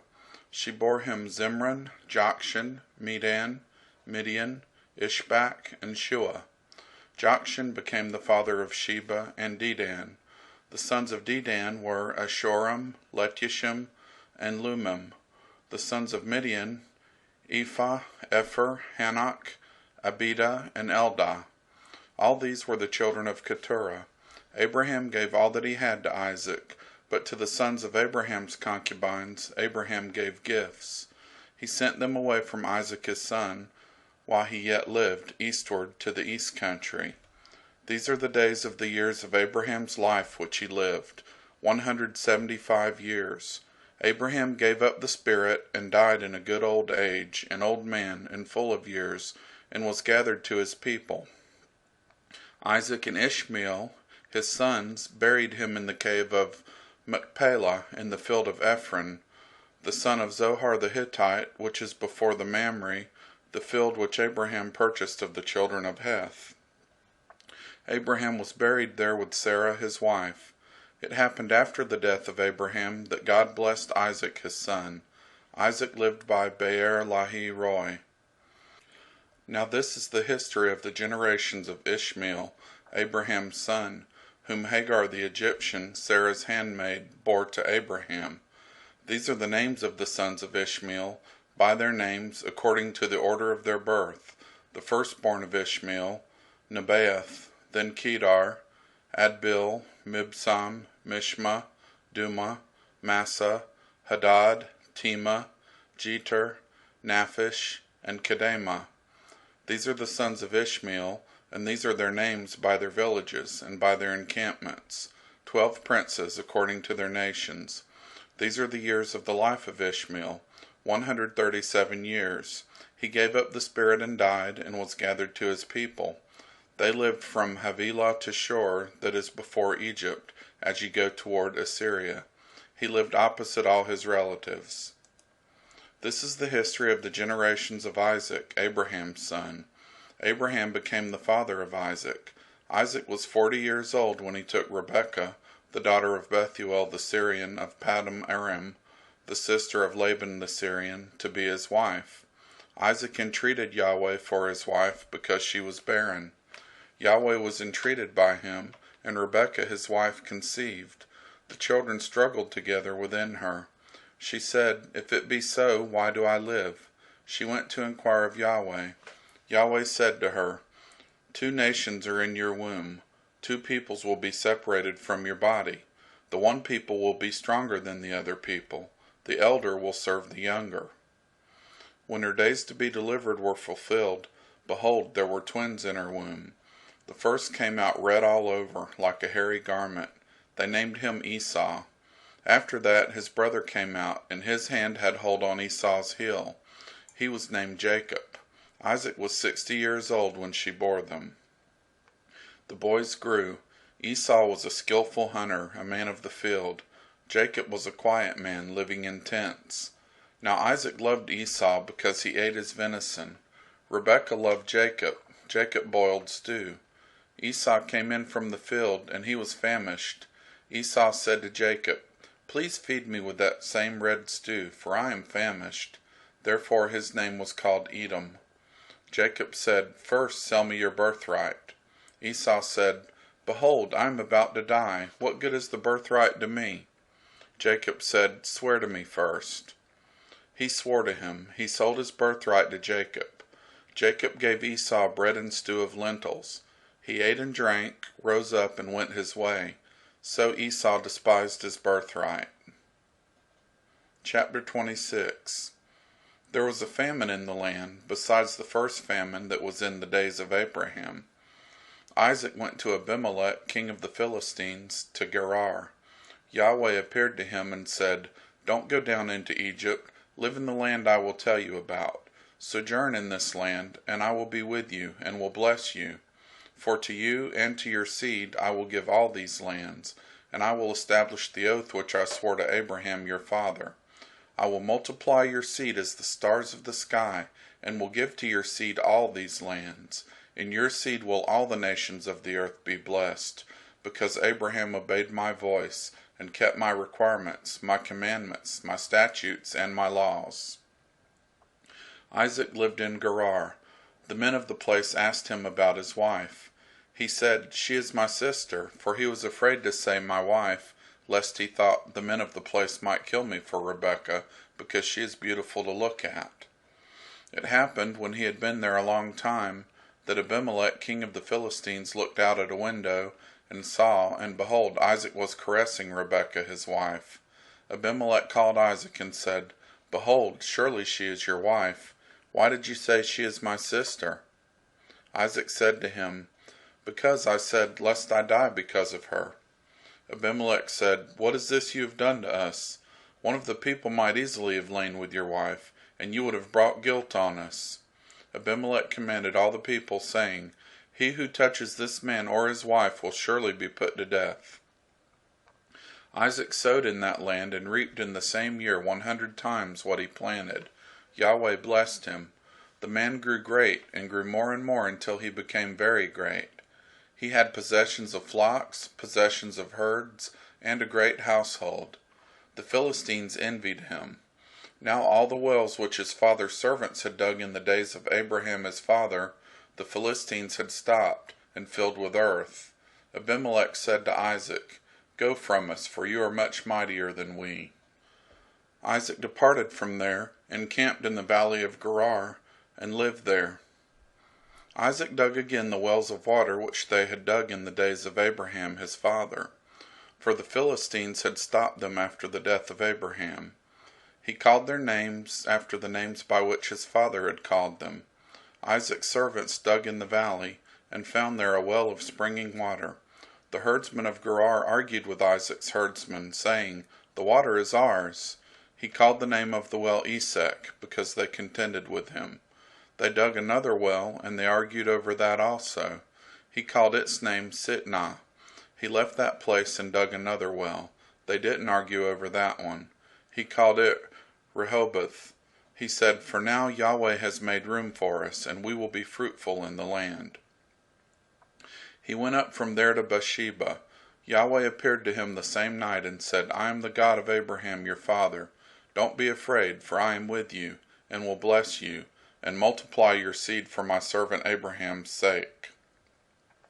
He built an altar there and called on the name of Yahweh, and pitched his tent there. There Isaac's servants dug a well. Then Abimelech went to him from Gerar, and Ahuzzath his friend, and Phicol the captain of his army. Isaac said to them, "Why have you come to me, since you hate me, and have sent me away from you?" They said, "We saw plainly that Yahweh was with you. We said, Let there now be an oath between us, even between us and you, and let us make a covenant with you, that you will do us no harm, as we have not touched you, and as we have done to you nothing but good, and have sent you away in peace. You are now the blessed of Yahweh." He made them a feast, and they ate and drank. They rose up sometime in the morning, and swore one to another. Isaac sent them away, and they departed from him in peace. It happened the same day that Isaac's servants came, and told him concerning the well which they had dug, and said to him, "We have found water." He called it Sheba. Therefore the name of the city is Bathsheba to this day. When Esau was 40 years old, he took his wife Judith, the daughter of Beri the Hittite, and Basemath, the daughter of Elon the Hittite. They grieved Isaac's and Rebekah's spirits. Chapter 27. It happened that when Isaac was old, and his eyes were dim, so that he could not see, he called Esau his elder son, and said to him, "My son?" He said to him, "Here I am." He said, "See now, I am old, I don't know the day of my death. Now therefore, please take your weapons, your quiver and your bow, and go out to the field, and take me venison.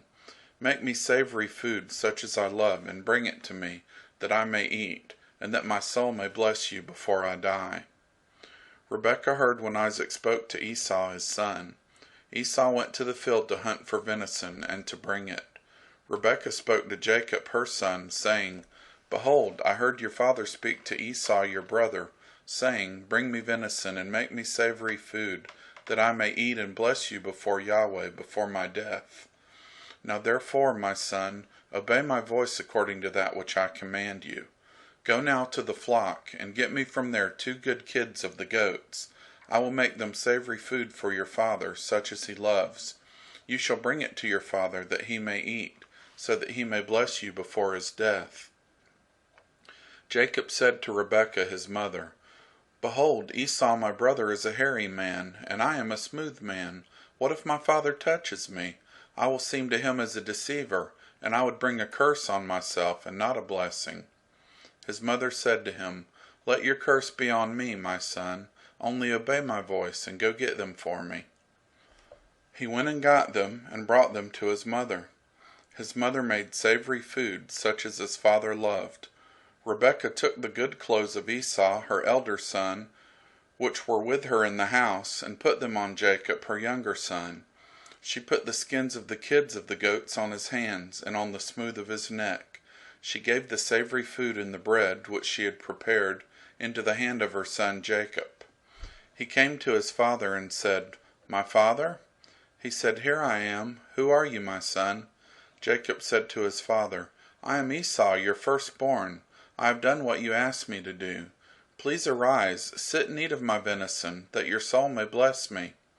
Isaac said to his son, "How is it that you have found it so quickly, my son?" He said, "Because Yahweh your God gave me success."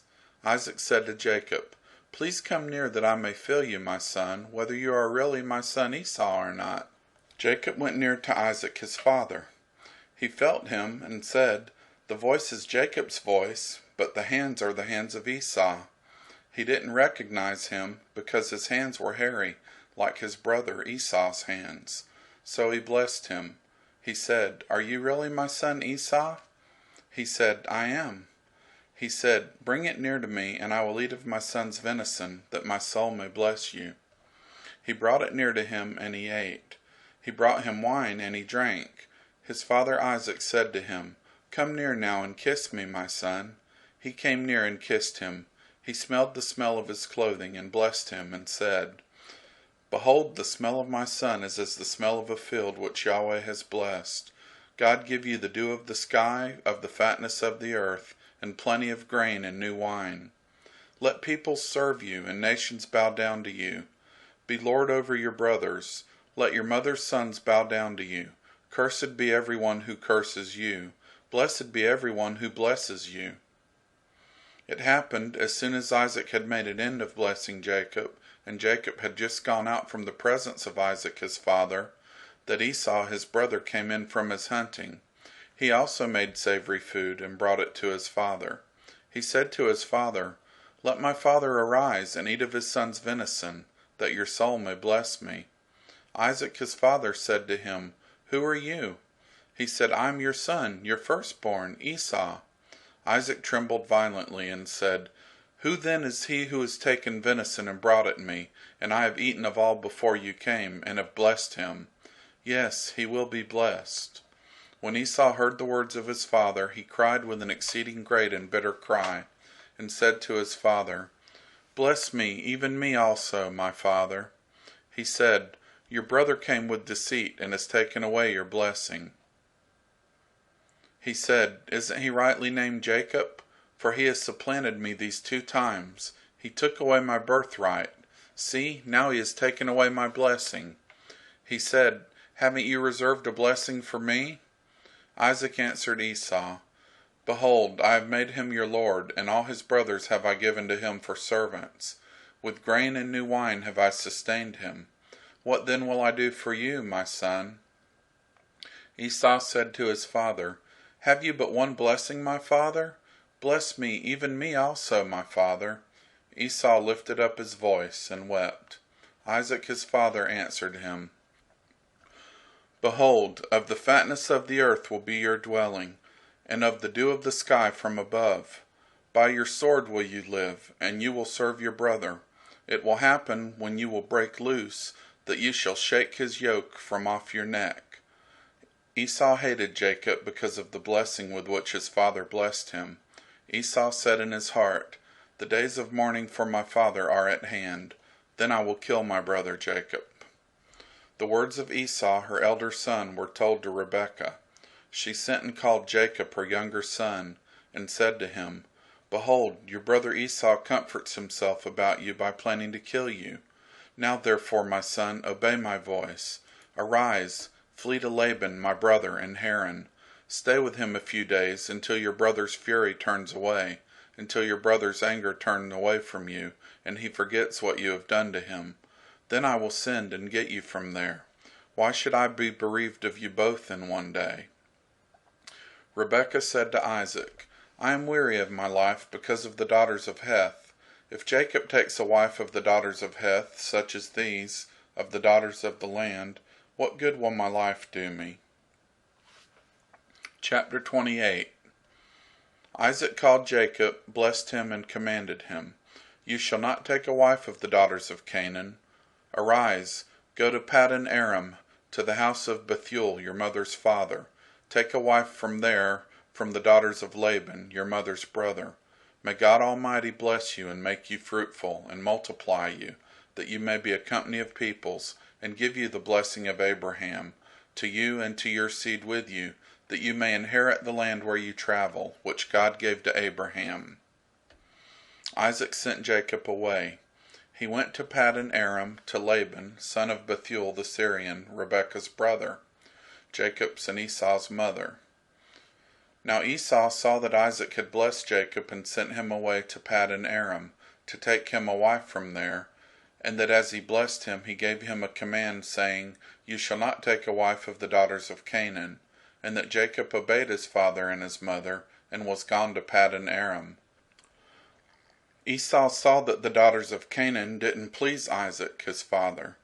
Esau went to Ishmael, and took, besides the wives that he had, Mahalath, the daughter of Ishmael, Abraham's son, the sister of Nebaioth, to be his wife. Jacob went out from Beersheba, and went toward Haran. He came to a certain place, and stayed there all night, because the sun had set. He took one of the stones of the place, and put it under his head, and lay down in that place to sleep. He dreamed.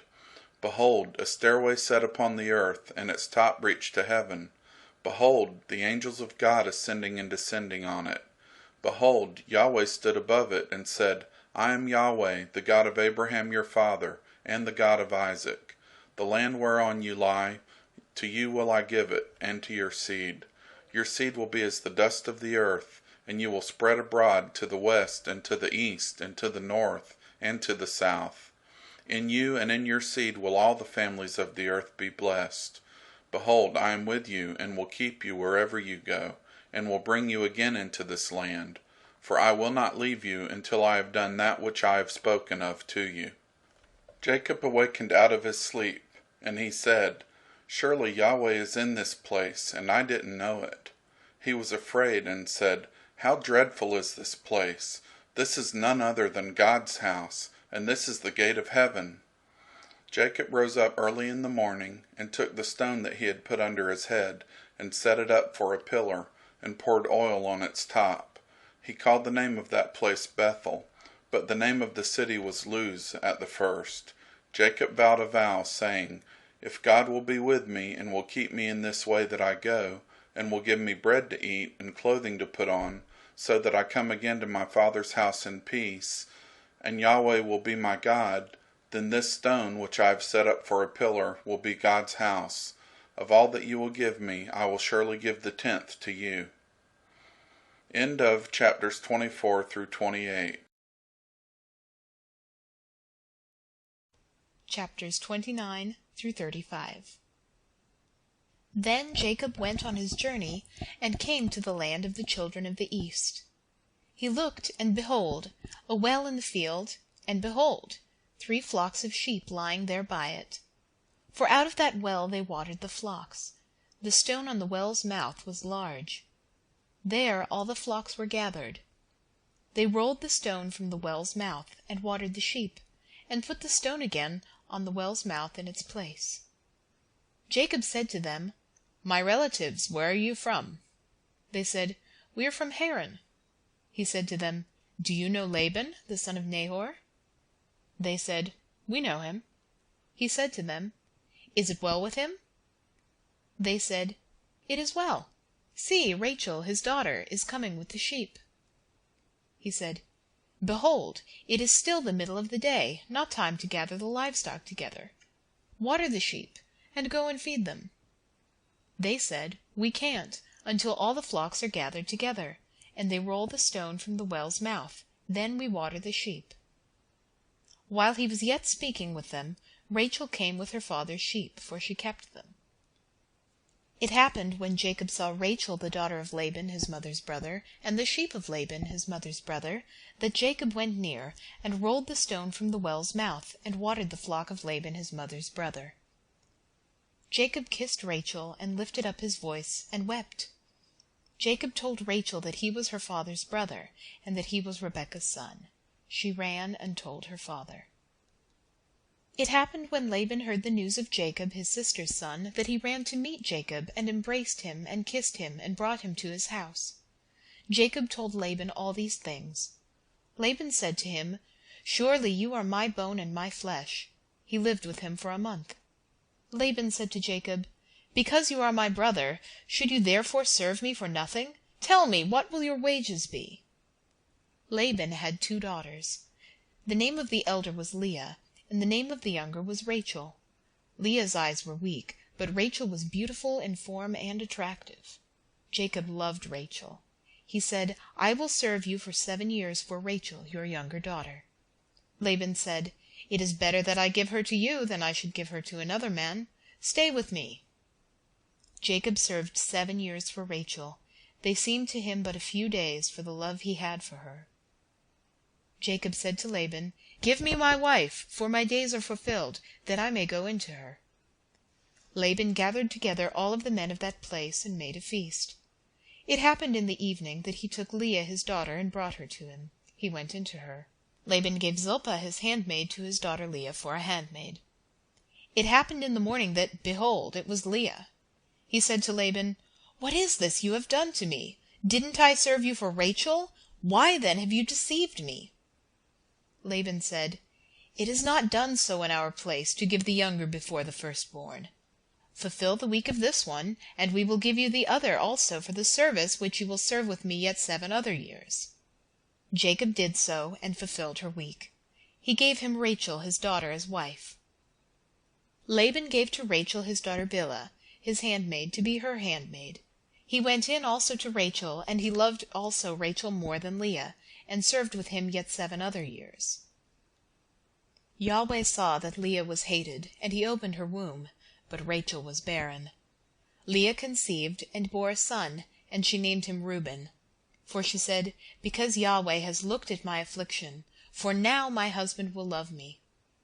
She conceived again, and bore a son, and said, "Because Yahweh has heard that I am hated, he has therefore given me this son also." She named him Simeon. She conceived again, and bore a son, said, "Now this time my husband will be joined to me, because I have borne him 3 sons. Therefore his name was called Levi. She conceived again, and bore a son. She said, "This time I will praise Yahweh." Therefore she named him Judah. Then she stopped bearing. Chapter 30. When Rachel saw that she bore Jacob no children, Rachel envied her sister. She said to Jacob, "Give me children, or else I will die." Jacob's anger was kindled against Rachel, and he said, "Am I in God's place, who has withheld from you the fruit of the womb?" She said, "Behold, my maiden Bilhah. Go into her, that she may bear on my knees, and I also may obtain children by her." She gave him Bilhah her handmaid as a wife, and Jacob went into her. Bilhah conceived and bore Jacob his son. Rachel said, "God has judged me, and has also heard my voice, and has given me a son." Therefore called she his name Dan. Bilhah, Rachel's handmaid, conceived again, and bore Jacob a second son. Rachel said, "With mighty wrestlings have I wrestled with my sister, and have prevailed." She named him Naphtali. When Leah saw that she had finished bearing, she took Zilpah, her handmaid, and gave her to Jacob as a wife. Zilpah, Leah's handmaid, bore Jacob a son. Leah said, "How fortunate!" She named him Gad. Zilpah, Leah's handmaid, bore Jacob a second son. Leah said, "Happy am I, for the daughters will call me happy." She named him Asher. Reuben went in the days of wheat harvest, and found mandrakes in the field, and brought them to his mother Leah. Then Rachel said to Leah, "Please give me some of your son's mandrakes." She said to her, "Is it a small matter that you have taken away my husband? Would you take away my son's mandrakes also?" Rachel said, "Therefore he will lie with you tonight for your son's mandrakes." Jacob came in from the field that evening, and Leah went out to meet him and said, "You must come in to me, for I have surely hired you with my son's mandrakes." He lay with her that night. God listened to Leah, and she conceived, and bore Jacob a fifth son. Leah said, "God has given me my hire, because I gave my handmaid to my husband." She named him Issachar. Leah conceived again, and bore a sixth son to Jacob. Leah said, "God has endowed me with a good dowry. Now my husband will live with me, because I have borne him 6 sons. She named him Zebulun. Afterwards she bore a daughter, and named her Dinah. God remembered Rachel, and God listened to her, and opened her womb. She conceived, bore a son, and said, "God has taken away my reproach." She named him Joseph, saying, "May Yahweh add another son to me." It happened, when Rachel had borne Joseph, that Jacob said to Laban, "Send me away, that I may go to my own place and to my country. Give me my wives and my children for whom I have served you, and let me go, for you know my service with which I have served you." Laban said to him, "If now I have found favor in your eyes, stay here, for I have divined that Yahweh has blessed me for your sake." He said, "Appoint me your wages, and I will give it." He said to him, "You know how I have served you, and how your livestock have fared with me. For it was little which you had before I came, and it has increased to a multitude. Yahweh has blessed you wherever I turned. Now when will I provide for my own house also?" He said, "What shall I give you?" Jacob said, "You shall not give me anything. If you will do this thing for me, I will again feed your flock and keep it. I will pass through all your flock today, removing from there every speckled and spotted one, and every black one among the sheep, and the spotted and speckled among the goats. This will be my hire.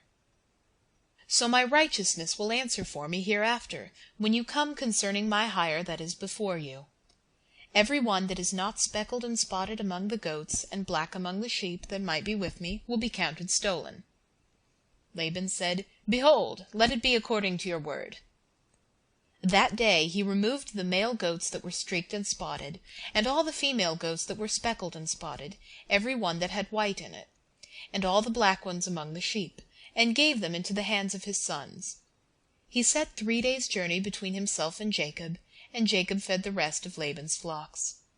Jacob took to himself rods of fresh poplar, almond, plane tree, peeled white streaks in them, and made the white appear which was in the rods. He set the rods which he had peeled opposite the flocks in the gutters and the watering troughs where the flocks came to drink. They conceived when they came to drink. The flocks conceived before the rods, and the flocks produced streaked, speckled, and spotted. Jacob separated the lambs, and set the faces of the flocks toward the streaked and all the black in the flock of Laban, and he put his own droves apart, and didn't put them into Laban's flock. It happened, whenever the stronger of the flock conceived, that Jacob laid the rods before the eyes of the flock in the gutters, that they might conceive among the rods. But when the flock was feeble, he didn't put them in. So the feebler were Laban's, and the stronger Jacob's. The man increased exceedingly, and had large flocks, female servants and male servants, and camels and donkeys. Chapter 31. He heard the words of Laban's son, saying, "Jacob has taken away all that was our father's. From that which was our father's has he gotten all this wealth." Jacob saw the expression on Laban's face, and behold, it was not toward him as before. Yahweh said to Jacob, "Return to the land of your fathers and to your relatives, and I will be with you." Jacob sent and called Rachel and Leah to the field to his flock, and said to them, "I see the expression on your father's face, that it is not toward me as before, but the God of my father has been with me. You know that I have served your father with all of my strength. Your father has deceived me and changed my wages 10 times, but God didn't allow him to hurt me. If he said this, 'The speckled will be your wages,' then all the flock bore speckled. If he said this, 'The streaked will be your wages,' then all the flock bore streaked. Thus God has taken away your father's livestock and given them to me. It happened during mating season that I lifted my eyes and saw in a dream, and behold, the male goats which leaped on the flock were streaked, speckled, and grizzled. The angel of God said to me in the dream, 'Jacob,' and I said, 'Here I am.' He said, 'Now lift up your eyes and behold, all the male goats which leap on the flock are streaked, speckled, and grizzled. For I have seen all that Laban does to you. I am the God of Bethel, where you anointed a pillar, where you vowed a vow to me. Now arise, get out from this land, and return to the land of your birth.' Rachel and Leah answered him, 'Is there yet any portion or inheritance for us in our father's house? Aren't we accounted by him as foreigners? For he has sold us, and he has also quite devoured our money. For all the riches which God has taken away from our father, that is ours and our children's. Now then, whatever God has said to you, do.' Then Jacob rose up, and set his sons and his wives on the camels, and he took away all his livestock, and all his possessions which he had gathered, including the livestock which he had gained in Padan Aram, to go to Isaac his father to the land of Canaan. Now Laban had gone to shear his sheep, and Rachel stole the teraphim that were her father's. Jacob deceived Laban the Syrian, in that he didn't tell him that he was running away. So he fled with all that he had. He rose up, passed over the river, and set his face toward the mountain of Gilead. Laban was told on the 3rd day that Jacob had fled. He took his relatives with him, and pursued after him 7 days' journey. He overtook him in the mountain of Gilead. God came to Laban the Syrian in a dream of the night, and said to him, 'Take heed to yourself that you don't speak to Jacob either good or bad.' Laban caught up with Jacob. Now Jacob had pitched his tent in the mountain, and Laban with his relatives encamped in the mountain of Gilead. Laban said to Jacob, 'What have you done, that you have deceived me and carried away my daughters like captives of the sword?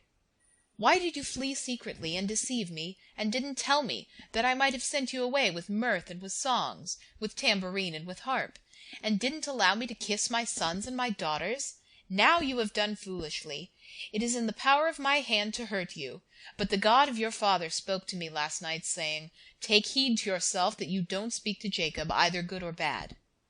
Now you want to be gone because you have greatly longed for your father's house, but why have you stolen my gods?' Jacob answered Laban, 'Because I was afraid, for I said, Lest you should take your daughters from me by force. Any one you find your gods with shall not live.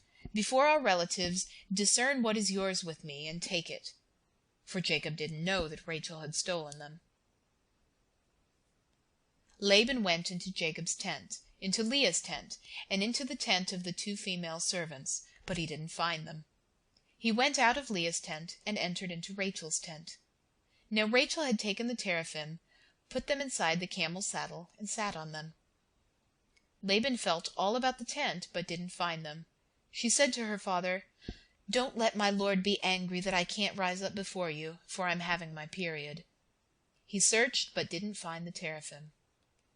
Jacob was angry and argued with Laban. Jacob answered Laban, 'What is my trespass? What is my sin, that you have hotly pursued after me? Now that you have felt around in all my stuff, what have you found of all your household stuff? Set it here before my relatives and your relatives, that they may judge between us two. These 20 years I have been in your house. I served you 14 years for your 2 daughters, and 6 years for your flock, and you have changed my wages 10 times. Unless the God of my father, the God of Abraham, and the fear of Isaac had been with me, surely now you would have sent me away empty. God has seen my affliction and the labor of my hands, and rebuked you last night.' Laban answered Jacob, The daughters are my daughters, the children are my children, the flocks are my flocks, and all that you see is mine. And what can I do this day to these my daughters, or to their children whom they have borne? Now come, let us make a covenant, you and I, and let it be for a witness between me and you." Jacob took a stone and set it up for a pillar. Jacob said to his relatives, "Gather stones." They took stones and made a heap. They ate there by the heap. Laban called it Jegar Sahadutha, but Jacob called it Gilead. Laban said, "This heap is witness between me and you this day." Therefore it was named Gilead, and Mizpah, for he said, "Yahweh watch between you and me, when we were absent one from another. If you afflict my daughters, or if you take wives besides my daughters, no man is with us. Behold, God is witness between me and you." Laban said to Jacob, "See this pillar, and see this pillar which I have set between me and you. May this heap be a witness, and the pillar be a witness, that I will not pass over this heap to you, and that you will not pass over this heap and this pillar for me for harm.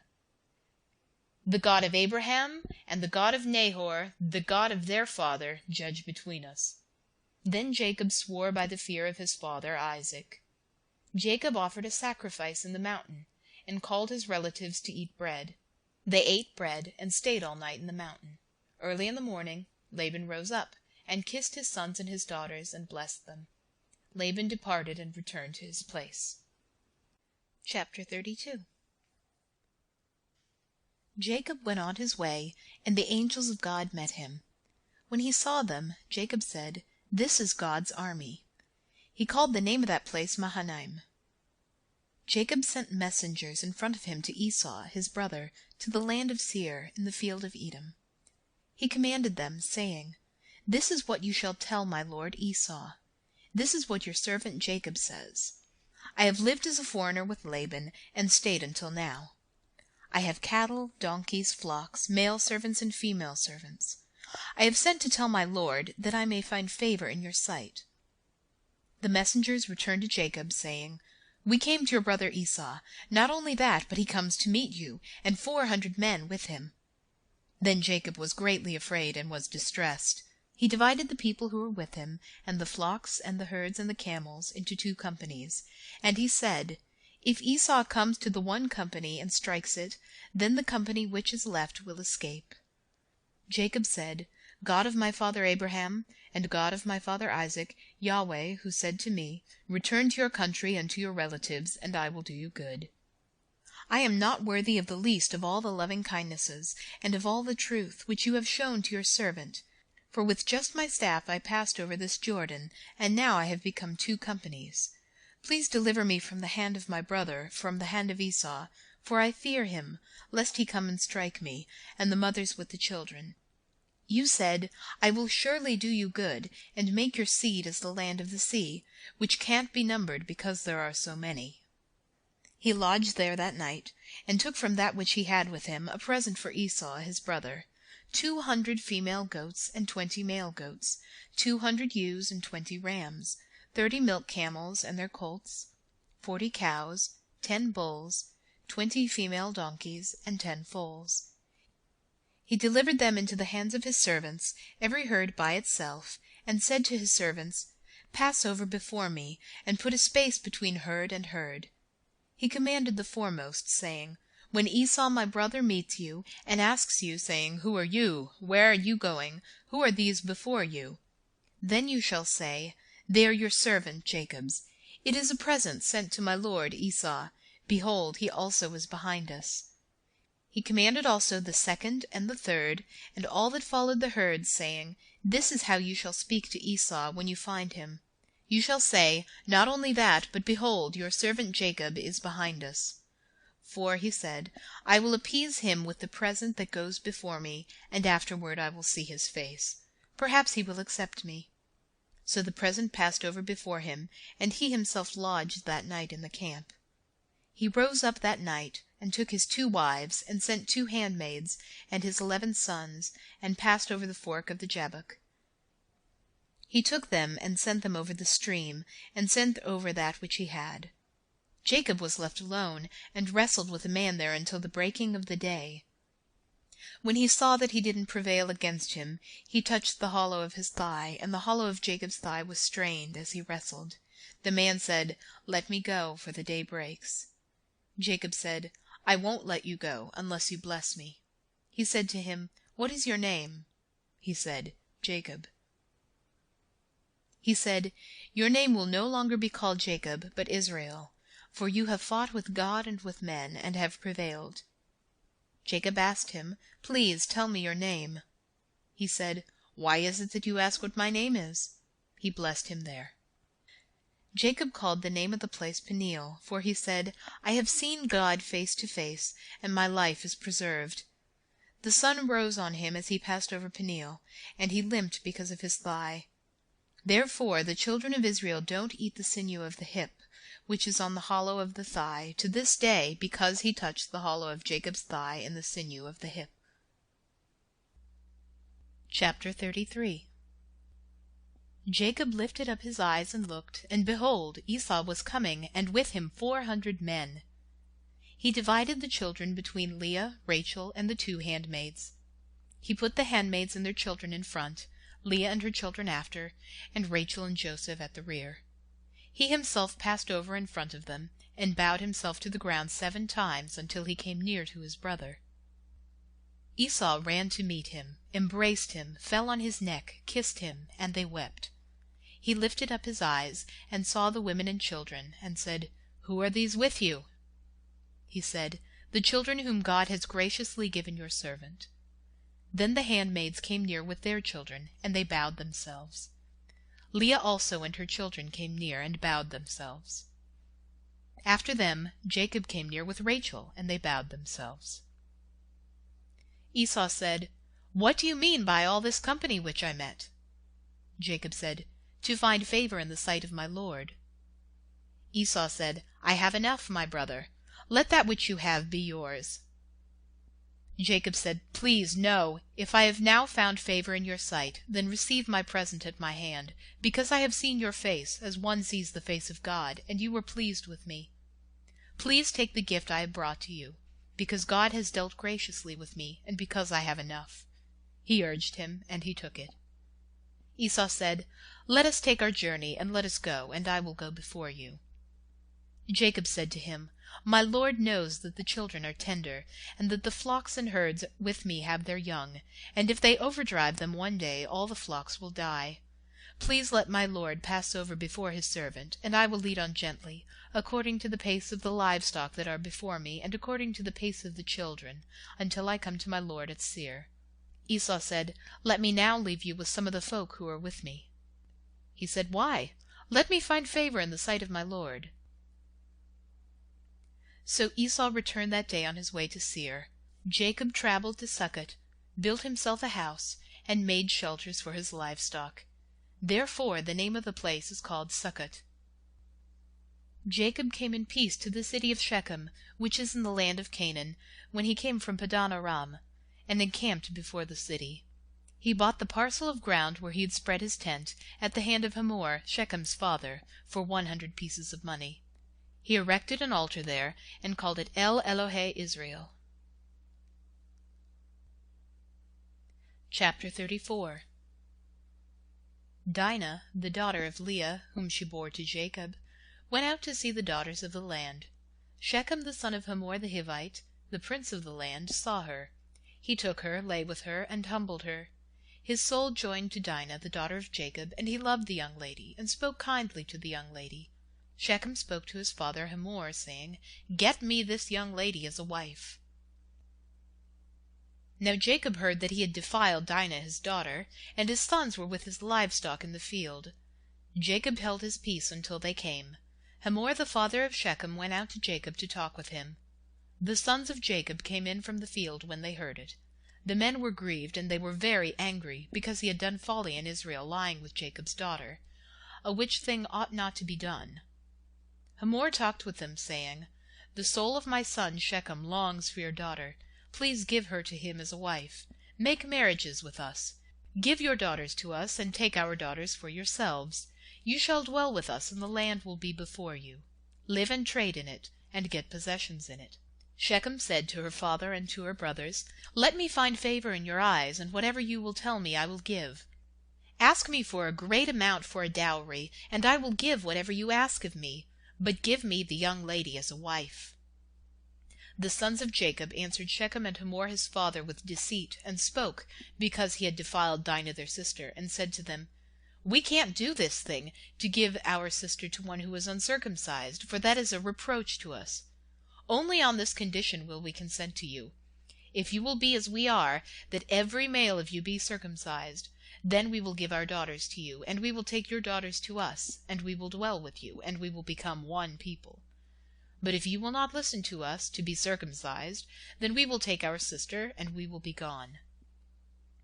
Their words pleased Hamor and Shechem, Hamor's son. The young man didn't wait to do this thing, because he had delight in Jacob's daughter, and he was honored above all in the house of his father. Hamor and Shechem his son came to the gate of the city, and talked with the men of their city, saying, These men are peaceful with us, therefore let them live in the land and trade in it. For behold, the land is large enough for them. Let us take their daughters to us for wives, and let us give them our daughters.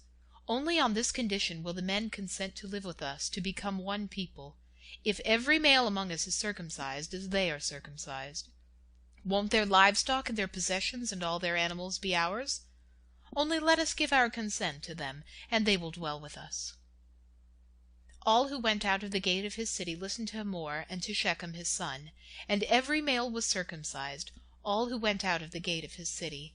It happened on the third day, when they were sore, that two of Jacob's sons, Simeon and Levi, Dinah's brothers, each took his sword, came upon the unsuspecting city, and killed all the males. They killed Hamor and Shechem his son with the edge of the sword, and took Dinah out of Shechem's house and went away. Jacob's sons came on the dead and plundered the city, because they had defiled their sister. They took their flocks, their herds, their donkeys, that which was in the city, that which was in the field, and all their wealth. They took captive all their little ones and their wives, and took as plunder everything that was in the house. Jacob said to Simeon and Levi, You have troubled me, to make me odious to the inhabitants of this land, among the Canaanites and the Perizzites. I am few in number. They will gather themselves together against me and strike me, and I will be destroyed, I and my house. They said, Should he deal with our sister as a prostitute? Chapter 35. God said to Jacob, Arise, go up to Bethel, and live there. Make an altar to God, who appeared to you when you fled from the face of Esau your brother. Then Jacob said to his household, and to all who were with him, Put away the foreign gods that are among you, purify yourselves, change your garments. Let us arise and go up to Bethel. I will make there an altar to God, who answered me in the day of my distress, and was with me in the way which I went.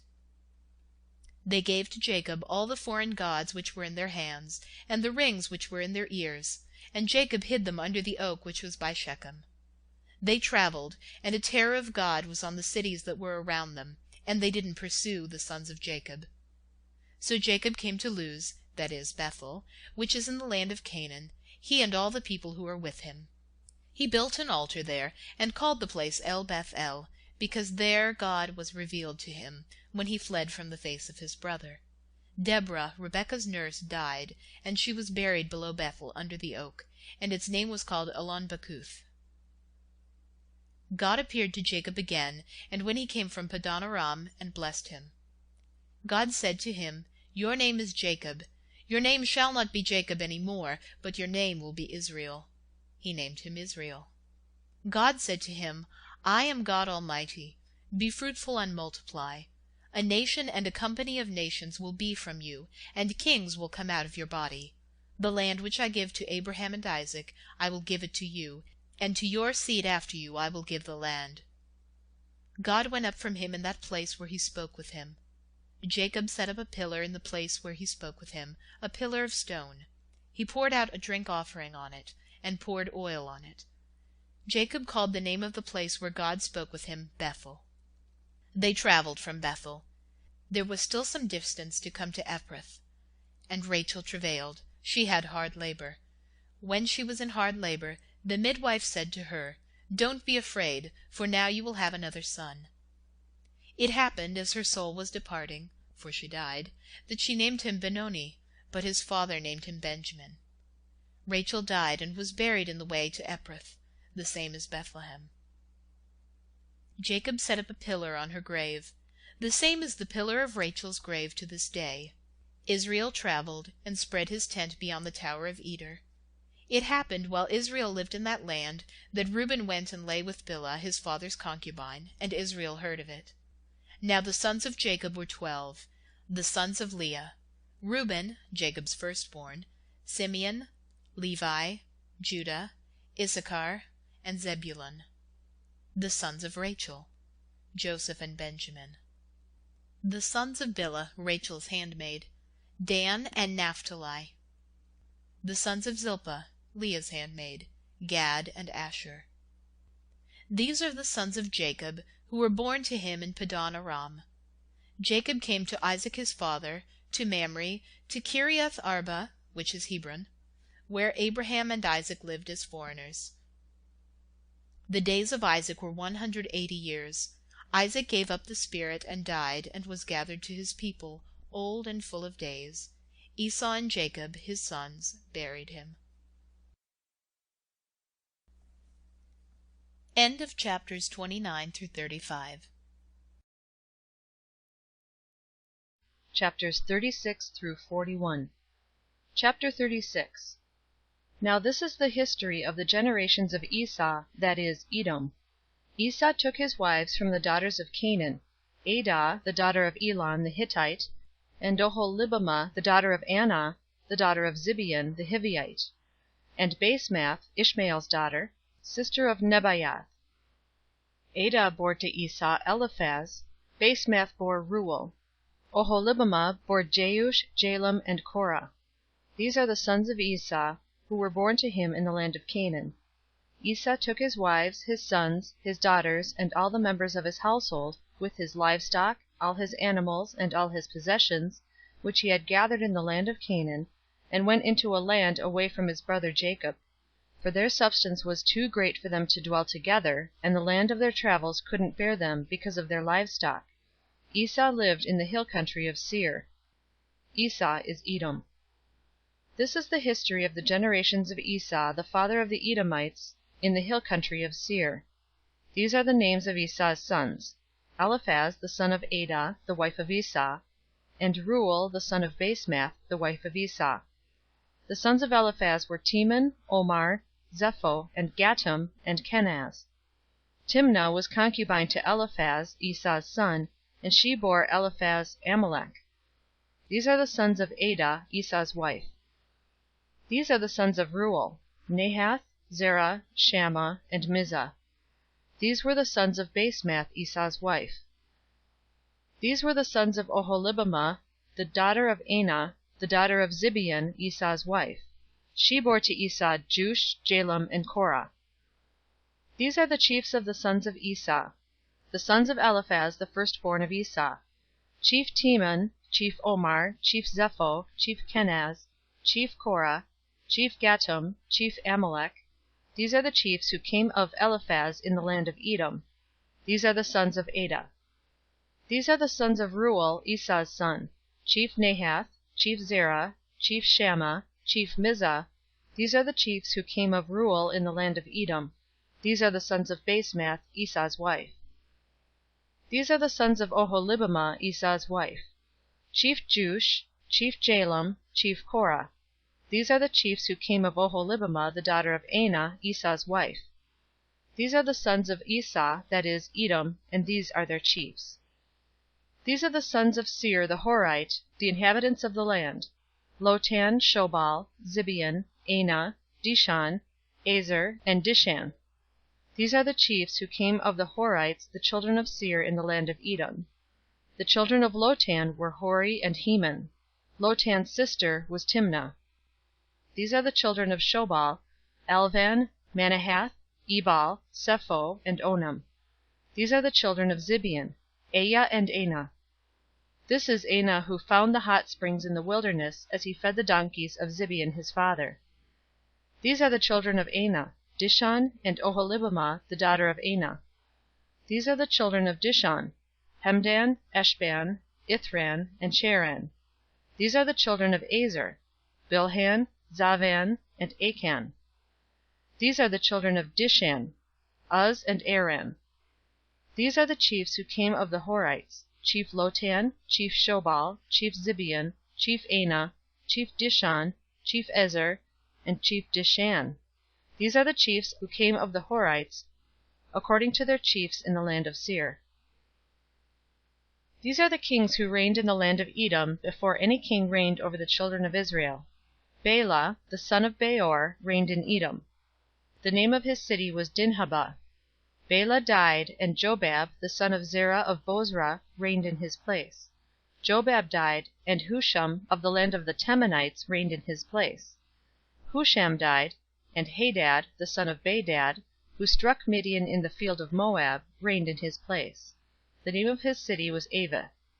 Hadad died, and Samlah of Masrekah reigned in his place. Samlah died, and Shaul of Rehoboth by the river reigned in his place. Shaul died, and Baal-Hanan, the son of Achbor, reigned in his place. Baal-Hanan, the son of Achbor, died, and Hadar reigned in his place. The name of his city was Pau.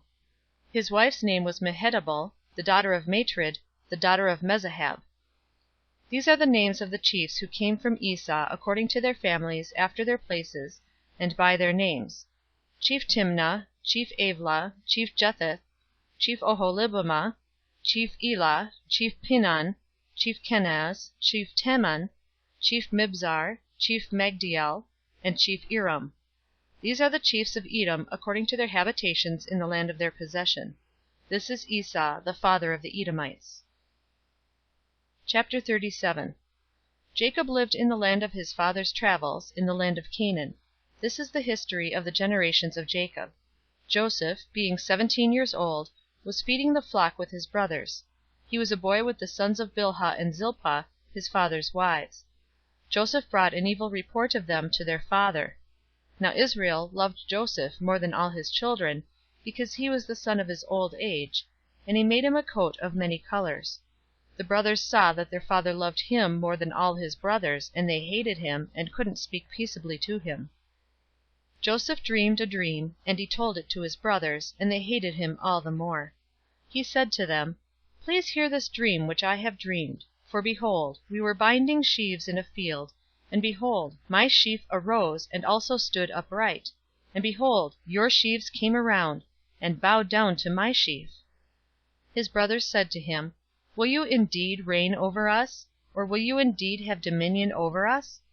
They hated him all the more for his dreams and for his words. He dreamed yet another dream, and told it to his brothers, and said, Behold, I have dreamed yet another dream, and behold, the sun and the moon and 11 stars bowed down to me. He told it to his father and his brothers. His father rebuked him, and said to him, What is this dream that you have dreamed? Will I and your mother and your brothers indeed come to bow ourselves down to you to the earth? His brothers envied him, but his father kept this saying in mind. His brothers went to feed their father's flock in Shechem. Israel said to Joseph, Aren't your brothers feeding the flock in Shechem? Come, and I will send you to them. He said to him, Here I am. He said to him, Now go, see whether it is well with your brothers, and well with the flock, and bring me word again. So he sent him out of the valley of Hebron, and he came to Shechem. A certain man found him, and behold, he was wandering in the field. The man asked him, What are you looking for? He said, I am looking for my brothers. Tell me, please, where they are feeding the flock. The man said, They have left here, for I heard them say, Let us go to Dothan. Joseph went after his brothers, and found them in Dothan. They saw him afar off, and before he came near to them, they conspired against him to kill him. They said one to another, Behold, this dreamer comes.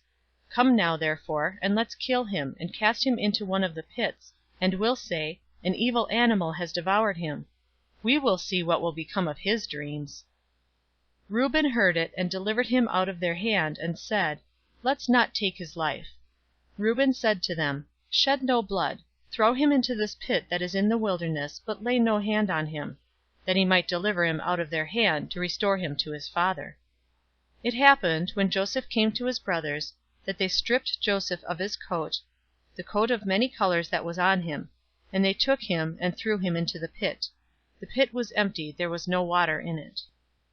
They sat down to eat bread, and they lifted up their eyes and looked, and saw a caravan of Ishmaelites was coming from Gilead, with their camels bearing spices and balm and myrrh, going to carry it down to Egypt. Judah said to his brothers, What profit is it if we kill our brother and conceal his blood? Come, and let's sell him to the Ishmaelites, and not let our hand be on him, for he is our brother, our flesh. His brothers listened to him. Midianites who were merchants passed by, and they drew and lifted up Joseph out of the pit, and sold Joseph to the Ishmaelites for 20 pieces of silver. They brought Joseph into Egypt. Reuben returned to the pit, and saw that Joseph wasn't in the pit, and he tore his clothes. He returned to his brothers, and said, The child is no more, and I, where will I go? They took Joseph's coat, and killed a male goat, and dipped the coat in the blood. They took the coat of many colors, and they brought it to their father, and said, We have found this. Examine it now, whether it is your son's coat or not. He recognized it, and said, It is my son's coat. An evil animal has devoured him. Joseph is without doubt torn in pieces. Jacob tore his clothes, and put sackcloth on his waist, and mourned for his son many days. All his sons and all his daughters rose up to comfort him, but he refused to be comforted. He said, For I will go down to Sheol to my son mourning. His father wept for him. The Midianites sold him into Egypt to Potiphar, an officer of Pharaoh's, the captain of the guard. Chapter 38. It happened at that time that Judah went down from his brothers and visited a certain Adulamite, whose name was Hira. Judah saw there a daughter of a certain Canaanite whose name was Shua. He took her and went in to her. She conceived and bore a son, and he named him She conceived again and bore a son, and she named him Onan. She yet again bore a son, and named him Shelah, and he was at Chezib when she bore him. Judah took a wife for his firstborn, and her name was Tamar. Judah's firstborn, was wicked in the sight of Yahweh. Yahweh killed him. Judah said to Onan, Go in to your brother's wife, and perform the duty of a husband's brother to her, and raise up seed to your brother. Onan knew that the seed wouldn't be his. And it happened, when he went in to his brother's wife, that he spilled it on the ground, lest he should give seed to his brother. The thing which he did was evil in the sight of Yahweh, and he killed him also. Then Judah said to Tamar, his daughter-in-law, Remain a widow in your father's house until Shelah, my son, is grown up. For he said, Lest he also die like his brothers. Tamar went and lived in her father's house. After many days, Shua's daughter, the wife of Judah, died. Judah was comforted, and went up to his sheep-shearers to Timnah, he and his friend Hira, the Adulamite. It was told Tamar, saying, Behold, your father-in-law is going up to Timnah to shear his sheep. She took off of her the garments of her widowhood, and covered herself with her veil, and wrapped herself, and sat in the gate of Enaim, which is by the way to Timnah. For she saw that Shelah was grown up, and she wasn't given to him as a wife. When Judah saw her, he thought that she was a prostitute, for she had covered her face. He turned to her by the way, and said, Please come, let me come in to you. For he didn't know that she was his daughter-in-law. She said, What will you give me, that you may come in to me? He said, I will send you a kid of the goats from the flock. She said, Will you give me a pledge until you send it? He said, What pledge will I give you? She said, Your signet and your cord, and your staff that is in your hand. He gave them to her, and came in to her, and she conceived by him. She arose, and went away, and put off her veil from her, and put on the garments of her widowhood. Judah sent the kid of the goats by the hand of his friend, the Adulamite, to receive the pledge from the woman's hand, but he didn't find her. Then he asked the men of her place, saying, Where is the prostitute that was in Enaim by the road? They said, There has been no prostitute here. He returned to Judah, and said, I haven't found her, and also the men of the place said, There has been no prostitute here. Judah said, Let her keep it, lest we be shamed. Behold, I sent this kid, and you haven't found her. It happened about 3 months later, that it was told Judah, saying, Tamar, your daughter-in-law, has played the prostitute, and moreover, behold, she is with child by prostitution. Judah said, "Bring her forth, and let her be burnt." When she was brought forth, she sent to her father-in-law, saying, "By the man whose these are, I am with child." She also said, "Please discern whose these are, the signet, and the cords, and the staff." Judah acknowledged them, and said, "She is more righteous than I, because I didn't give her to Shelah, my son." He knew her again no more. It happened in the time of her travail, that, behold, twins were in her womb. When she travailed, one put out a hand, and the midwife took and tied a scarlet thread on his hand, saying, "This came out first." It happened, as he drew back his hand, that, behold, his brother came out, and she said, "Why have you made a breach for yourself?" Therefore his name was called Perez. Afterward his brother came out, that had the scarlet thread on his hand, and his name was called Zerah. Chapter 39. Joseph was brought down to Egypt. Potiphar, an officer of Pharaoh's, the captain of the guard, an Egyptian, bought him from the hand of the Ishmaelites that had brought him down there. Yahweh was with Joseph, and he was a prosperous man. He was in the house of his master the Egyptian. His master saw that Yahweh was with him, and that Yahweh made all that he did prosper in his hand.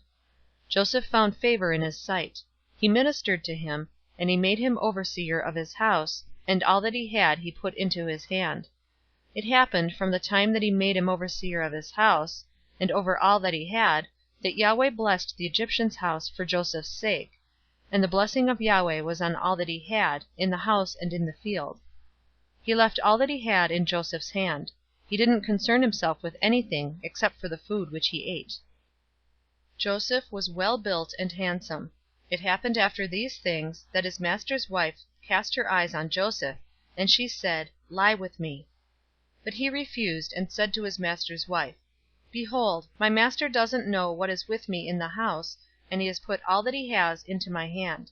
He isn't greater in this house than I, neither has he kept back anything from me, but you, because you are his wife. How then can I do this great wickedness, and sin against God?" As she spoke to Joseph day by day, he didn't listen to her, to lie by her, or to be with her. About this time he went into the house to do his work, and there were none of the men of the house inside. She caught him by his garment, saying, "Lie with me." He left his garment in her hand, and ran outside. When she saw that he had left his garment in her hand, and had run outside, she called to the men of the house, and spoke to them, saying, "Behold, he has brought in a Hebrew to us to mock us. He came in to lie with me, and I cried with a loud voice. It happened, when he heard that I lifted up my voice and cried, that he left his garment by me, and ran outside." She laid up his garment by her until his master came home. She spoke to him according to these words, saying, "The Hebrew servant, whom you have brought to us, came in to me to mock me, and it happened, as I lifted up my voice and cried, that he left his garment by me, and ran outside." It happened, when his master heard the words of his wife, which she spoke to him, saying, "This is what your servant did to me," that his wrath was kindled. Joseph's master took him, and put him into the prison, the place where the king's prisoners were bound, and he was there in custody. But Yahweh was with Joseph, and showed kindness to him, and gave him favor in the sight of the keeper of the prison.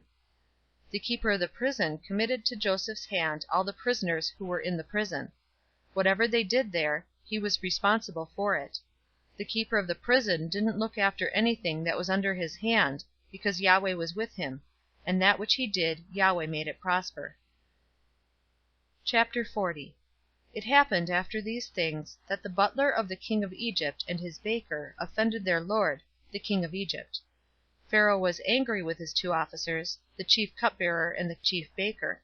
He put them in custody in the house of the captain of the guard, into the prison, the place where Joseph was bound. The captain of the guard assigned them to Joseph, and he took care of them. They stayed in prison many days. They both dreamed a dream, each man his dream, in one night, each man according to the interpretation of his dream, the cupbearer and the baker of the king of Egypt, who were bound in the prison. Joseph came to them in the morning, and saw them, and saw that they were sad. He asked Pharaoh's officers who were with him in custody in his master's house, saying, "Why do you look so sad today?" They said to him, "We dreamed a dream, and there is no one who can interpret it." Joseph said to them, "Don't interpretations belong to God? Please tell it to me." The chief cupbearer told his dream to Joseph, and said to him, "In my dream, behold, a vine was in front of me, and in the vine were 3 branches. It was as though it budded, its blossoms shot forth, and its clusters brought forth ripe grapes. Pharaoh's cup was in my hand, and I took the grapes, and pressed them into Pharaoh's cup, and I gave the cup to Pharaoh's hand." Joseph said to him, "This is its interpretation. The 3 branches are 3 days. Within 3 more days, Pharaoh will lift up your head and restore you to your office.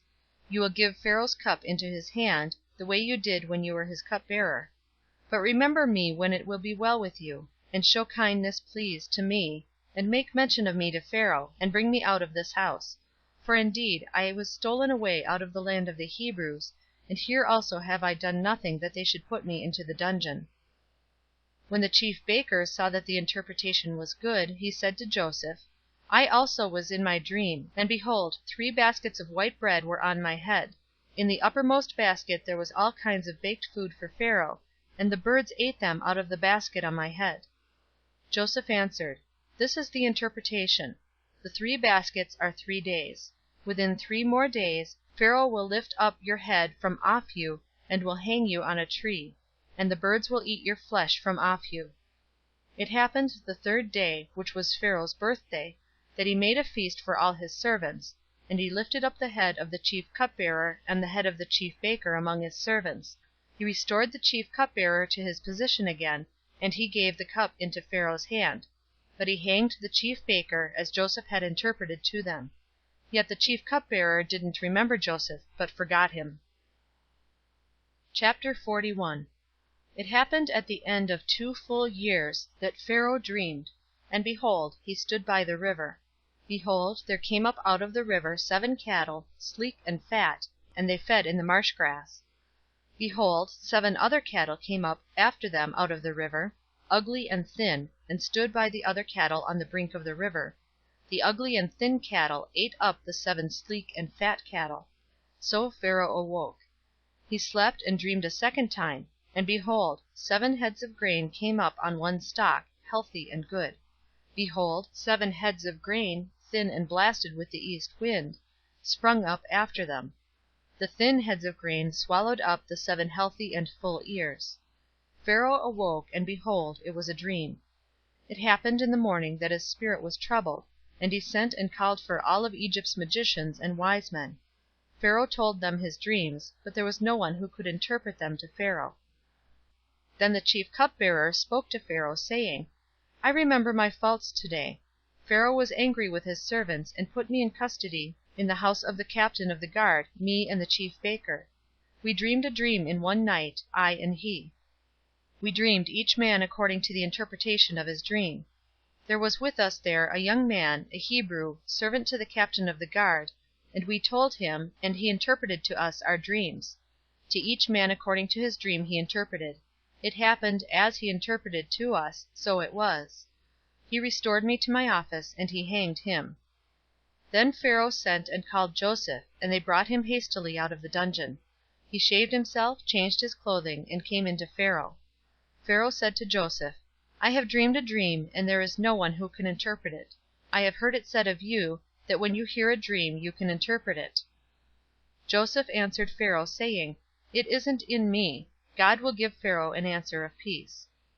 Pharaoh spoke to Joseph, "In my dream, behold, I stood on the brink of the river, and behold, there came up out of the river 7 cattle, fat and sleek. They fed in the marsh grass, and behold, 7 other cattle came up after them, poor and very ugly and thin, such as I never saw in all the land of Egypt for ugliness.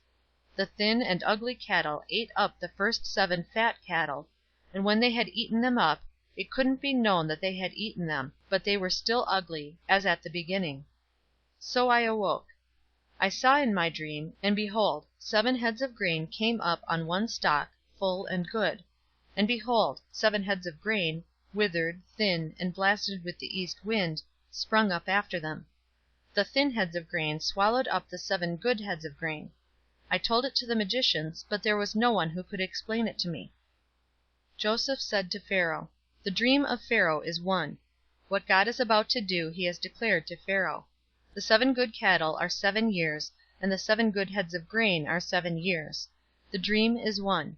The 7 thin and ugly cattle that came up after them are 7 years, and also the 7 empty heads of grain blasted with the east wind. They will be 7 years of famine. That is the thing which I spoke to Pharaoh. What God is about to do he has shown to Pharaoh. Behold, there come 7 years of great plenty throughout all the land of Egypt. There will arise after them 7 years of famine, and all the plenty will be forgotten in the land of Egypt. The famine will consume the land, and the plenty will not be known in the land by reason of that famine which follows, for it will be very grievous. The dream was doubled to Pharaoh, because the thing is established by God, and God will shortly bring it to pass. Now therefore let Pharaoh look for a discreet and wise man, and set him over the land of Egypt.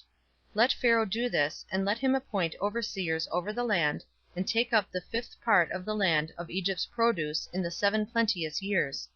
Let them gather all the food of these good years that come, and lay up grain under the hand of Pharaoh for food in the cities, and let them keep it.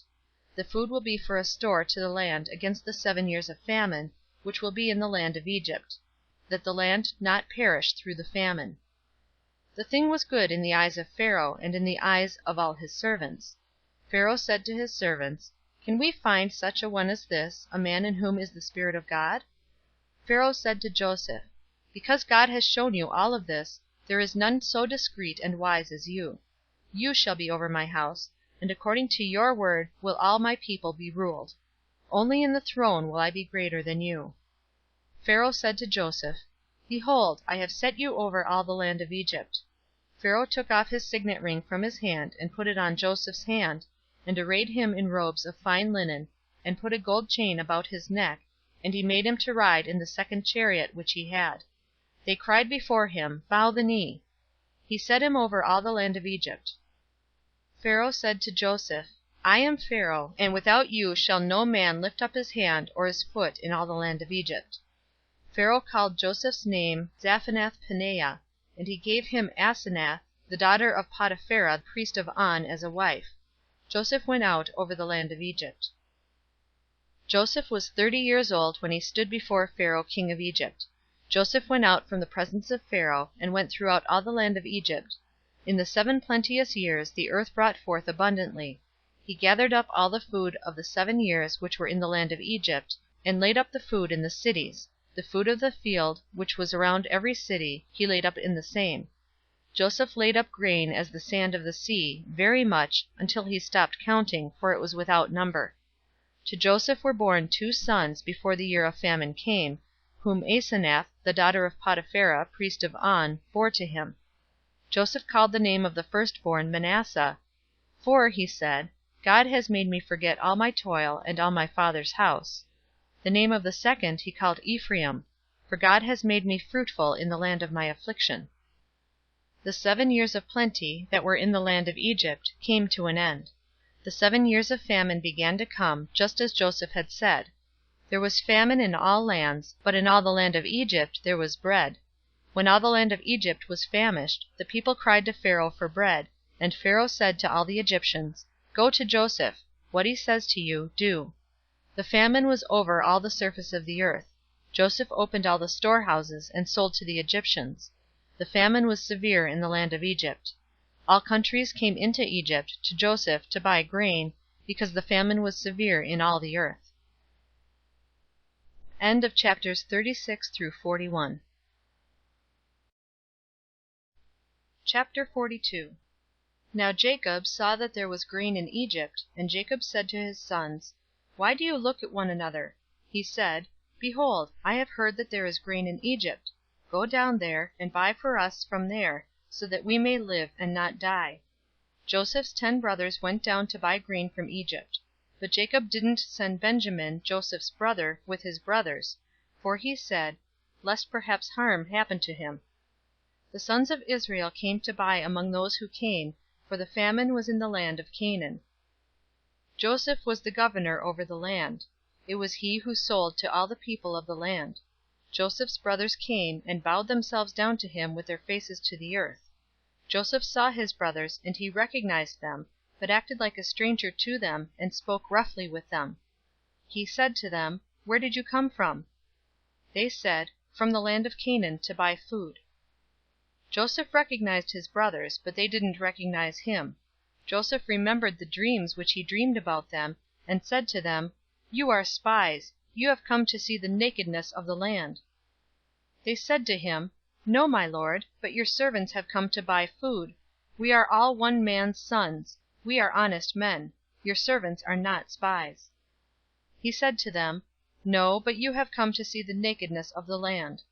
They said, "We your servants are 12 brothers, the sons of one man in the land of Canaan, and behold, the youngest is this day with our father, and one is no more." Joseph said to them, "It is like I told you, saying, You are spies. By this you shall be tested. By the life of Pharaoh you shall not go forth from here, unless your youngest brother comes here. Send one of you, and let him get your brother, and you shall be bound, that your words may be tested, whether there is truth in you, or else by the life of Pharaoh surely you are spies." He put them all together into custody for 3 days. Joseph said to them the 3rd day, "Do this, and live, for I fear God. If you are honest men, then let one of your brothers be bound in your prison. But you go, carry grain for the famine of your houses. Bring your youngest brother to me. So will your words be verified, and you won't die." They did so. They said to one another, "We are certainly guilty concerning our brother, in that we saw the distress of his soul when he begged us, and we wouldn't listen. Therefore this distress has come upon us." Reuben answered them, saying, "Didn't I tell you, saying, Don't sin against the child, and you wouldn't listen? Therefore also, behold, his blood is required." They didn't know that Joseph understood them, for there was an interpreter between them. He turned himself away from them, and wept. Then he returned to them, and spoke to them, and took Simeon from among them, and bound him before their eyes. Then Joseph gave a command to fill their bags with grain, and to restore every man's money into his sack, and to give them food for the way. So it was done to them. They loaded their donkeys with their grain, and departed from there. As one of them opened his sack to give his donkey food in the lodging place, he saw his money. Behold, it was in the mouth of his sack. He said to his brothers, "My money is restored. Behold, it is in my sack." Their hearts failed them, and they turned trembling one to another, saying, "What is this that God has done to us?" They came to Jacob their father, to the land of Canaan, and told him all that had happened to them, saying, "This man, the lord of the land, spoke roughly with us, and took us for spies of the country. We said to him, We are honest men, we are no spies. We are 12 brothers, sons of our father. One is no more, and the youngest is this day with our father in the land of Canaan. The man, the lord of the land, said to us, By this I will know that you are honest men. Leave one of your brothers with me, and take grain for the famine of your houses, and go your way. Bring your youngest brother to me. Then I will know that you are not spies, but that you are honest men. So I will deliver your brother to you, and you shall trade in the land." It happened as they emptied their sacks, that behold, every man's bundle of money was in his sack. When they and their father saw their bundles of money, they were afraid. Jacob their father said to them, "You have bereaved me of my children. Joseph is no more, Simeon is no more, and you want to take Benjamin away. All these things are against me." Reuben spoke to his father, saying, "Kill my 2 sons if I don't bring him to you. Entrust him to my care, and I will bring him to you again." He said, "My son shall not go down with you, for his brother is dead, and he only is left. If harm happens to him along the way in which you go, then you will bring down my gray hairs with sorrow to Sheol." Chapter 43. The famine was severe in the land. It happened, when they had eaten up the grain which they had brought out of Egypt, their father said to them, "Go again, buy us a little more food." Judah spoke to him, saying, "The man solemnly warned us, saying, You shall not see my face, unless your brother is with you. If you'll send our brother with us, we'll go down and buy you food.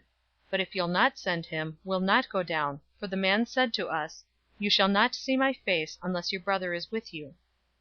Israel said, "Why did you treat me so badly, telling the man that you had another brother?"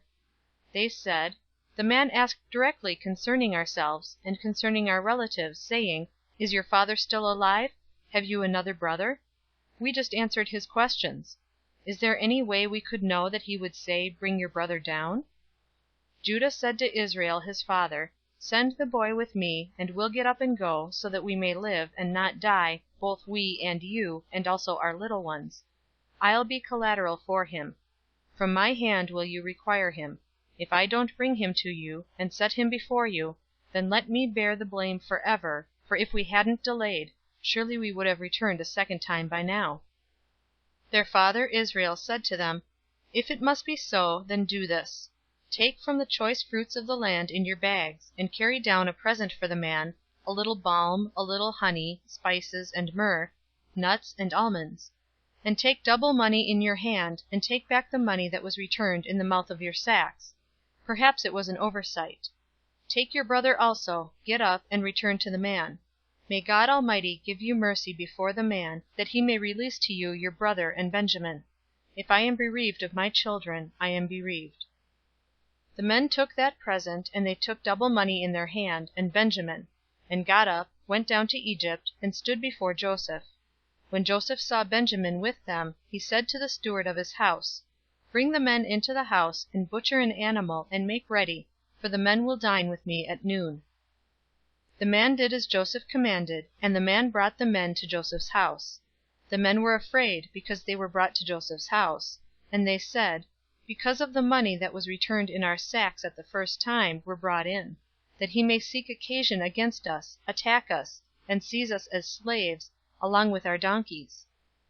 They came near to the steward of Joseph's house, and they spoke to him at the door of the house, and said, "Oh, my lord, we indeed came down the first time to buy food. When we came to the lodging place, we opened our sacks, and behold, every man's money was in the mouth of his sack, our money in full weight. We have brought it back in our hand. We have brought down other money in our hand, to buy food. We don't know who put our money in our sacks."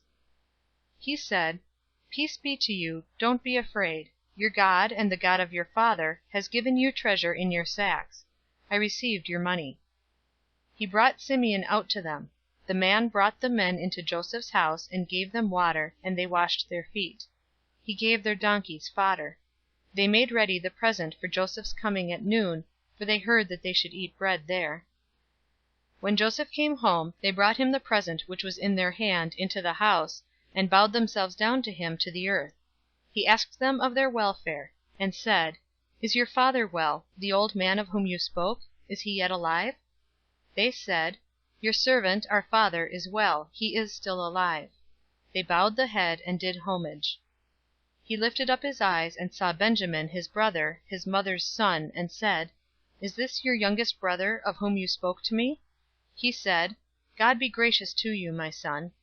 Joseph hurried, for his heart yearned over his brother, and he sought a place to weep. He entered into his room, and wept there. He washed his face, and came out. He controlled himself, and said, "Serve the meal." They served him by himself, and them by themselves, and the Egyptians, that ate with him, by themselves, because the Egyptians don't eat bread with the Hebrews, for that is an abomination to the Egyptians. They sat before him, the firstborn according to his birthright, and the youngest according to his youth, and the men marveled one with another. He sent portions to them before him, but Benjamin's portion was 5 times as much as any of the others. They drank, and were merry with him. Chapter 44. He commanded the steward of his house, saying, "Fill the men's sacks with food, as much as they can carry, and put every man's money in his sack's mouth. Put my cup, the silver cup, in the sack's mouth of the youngest, with his grain money." He did according to the word that Joseph had spoken. As soon as the morning was light, the men were sent away, they and their donkeys. When they had gone out of the city, and were not yet far off, Joseph said to his steward, "Up, follow after the men. When you overtake them, ask them, 'Why have you rewarded evil for good? Isn't this that from which my lord drinks, and by which he indeed divines? You have done evil in so doing.'" He overtook them, and he spoke these words to them. They said to him, "Why does my lord speak such words as these? Far be it from your servants that they should do such a thing. Behold, the money, which we found in our sacks' mouths, we brought again to you out of the land of Canaan. How then should we steal silver or gold out of your lord's house? With whoever of your servants it be found, let him die, and we also will be my lord's bondservants." He said, Now let it be according to your words. He with whom it is found will be my bondservant, and you will be blameless." Then they hurried, and every man took his sack down to the ground, and every man opened his sack. He searched, beginning with the eldest, and ending at the youngest. The cup was found in Benjamin's sack. Then they tore their clothes, and every man loaded his donkey, and returned to the city. Judah and his brothers came to Joseph's house, and he was still there. They fell on the ground before him. Joseph said to them, "What deed is this that you have done? Don't you know that such a man as I can indeed divine?" Judah said, "What will we tell my lord? What will we speak? Or how will we clear ourselves? God has found out the iniquity of your servants. Behold, we are my lord's bondservants, both we, and he also in whose hand the cup is found." He said, "Far be it from me that I should do so. The man in whose hand the cup is found, he will be my bondservant. But as for you, go up in peace to your father." Then Judah came near to him, and said, "O my lord, please let your servant speak a word in my lord's ears, and don't let your anger burn against your servant. For you are even as Pharaoh. My lord asked his servant, saying, Have you a father or a brother? We said to my lord, We have a father, an old man, and a child of his old age, a little one. And his brother is dead, and he alone is left of his mother, and his father loves him. You said to your servants, Bring him down to me, that I may set my eyes on him. We said to my lord, The boy can't leave his father, for if he should leave his father would die. You said to your servants, Unless your youngest brother comes down with you, you will see my face no more. It happened when we came up to your servant my father, we told him the words of my lord. Our father said, Go again, buy us a little food. We said, We can't go down. If our youngest brother is with us, then we will go down, for we may not see the man's face unless our youngest brother is with us. Your servant, my father, said to us, You know that my wife bore me 2 sons, and the one went out from me, and I said, Surely he is torn in pieces, and I haven't seen him since. If you take this one also from me, and harm happens to him, you will bring down my gray hairs with sorrow to Sheol. Now therefore, when I come to your servant my father, and the boy is not with us, seeing that his life is bound up in the boy's life, it will happen, when he sees that the boy is no more, that he will die. Your servants will bring down the gray hairs of your servant, our father, with sorrow to Sheol. For your servant became collateral for the boy to my father, saying, If I don't bring him to you, then I will bear the blame to my father forever. Now therefore, please let your servant stay, instead of the boy, a bondservant to my lord. And let the boy go up with his brothers. For how will I go up to my father, if the boy isn't with me? Lest I see the evil that will come on my father. Chapter 45. Then Joseph couldn't control himself before all those who stood before him, and he cried, Cause every man to go out from me. No one else stood with him, while Joseph made himself known to his brothers. He wept aloud. The Egyptians heard, and the house of Pharaoh heard. Joseph said to his brothers, I am Joseph. Does my father still live? His brothers couldn't answer him, for they were terrified at his presence. Joseph said to his brothers, Come near to me, please. They came near. He said, I am Joseph, your brother, whom you sold into Egypt. Now don't be grieved, nor angry with yourselves, that you sold me here. For God sent me before you to preserve life. For these 2 years the famine has been in the land, and there are yet 5 years, in which there will be neither plowing nor harvest. God sent me before you to preserve for you a remnant in the earth, and to save you alive by a great deliverance. So now it wasn't you who sent me here, but God, and he has made me a father to Pharaoh, lord of all his house, and ruler over all the land of Egypt. Hurry, and go up to my father, and tell him, This is what your son Joseph says, God has made me lord of all Egypt. Come down to me, don't wait. You shall dwell in the land of Goshen, and you will be near to me, you, your children, your children's children, your flocks, your herds, and all that you have. There I will nourish you. For there are yet 5 years of famine, lest you come to poverty, you and your household, and all that you have. Behold, your eyes see, and the eyes of my brother Benjamin, that this is my mouth that speaks to you. You shall tell my father of all my glory in Egypt, and of all that you have seen. You shall hurry, and bring my father down here. He fell on his brother Benjamin's neck, and wept, and Benjamin wept on his neck. He kissed all his brothers, and wept on them. After that his brothers talked with him. The report of it was heard in Pharaoh's house, saying, Joseph's brothers have come. It pleased Pharaoh well, and his servants. Pharaoh said to Joseph, Tell your brothers, do this, load your animals, and go, travel to the land of Canaan. Take your father and your households, and come to me, and I will give you the good of the land of Egypt, and you will eat the fat of the land. Now you are commanded, do this, take wagons out of the land of Egypt for your little ones, and for your wives, and bring your father, and come. Also, don't concern yourselves about your belongings, for the good of all the land of Egypt is yours. The sons of Israel did so. Joseph gave them wagons, according to the commandment of Pharaoh, and gave them provision for the way. He gave each one of them changes of clothing, but to Benjamin he gave 300 pieces of silver and 5 changes of clothing. To his father he sent after this manner: 10 donkeys loaded with the good things of Egypt, and 10 female donkeys loaded with grain and bread and provision for his father by the way. So he sent his brothers away, and they departed. He said to them, See that you don't quarrel on the way.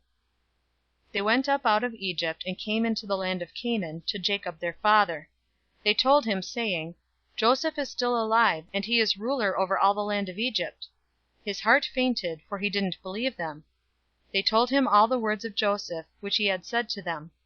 When he saw the wagons which Joseph had sent to carry him, the spirit of Jacob their father revived. Israel said, It is enough. Joseph my son is still alive. I will go and see him before I die. Chapter 46.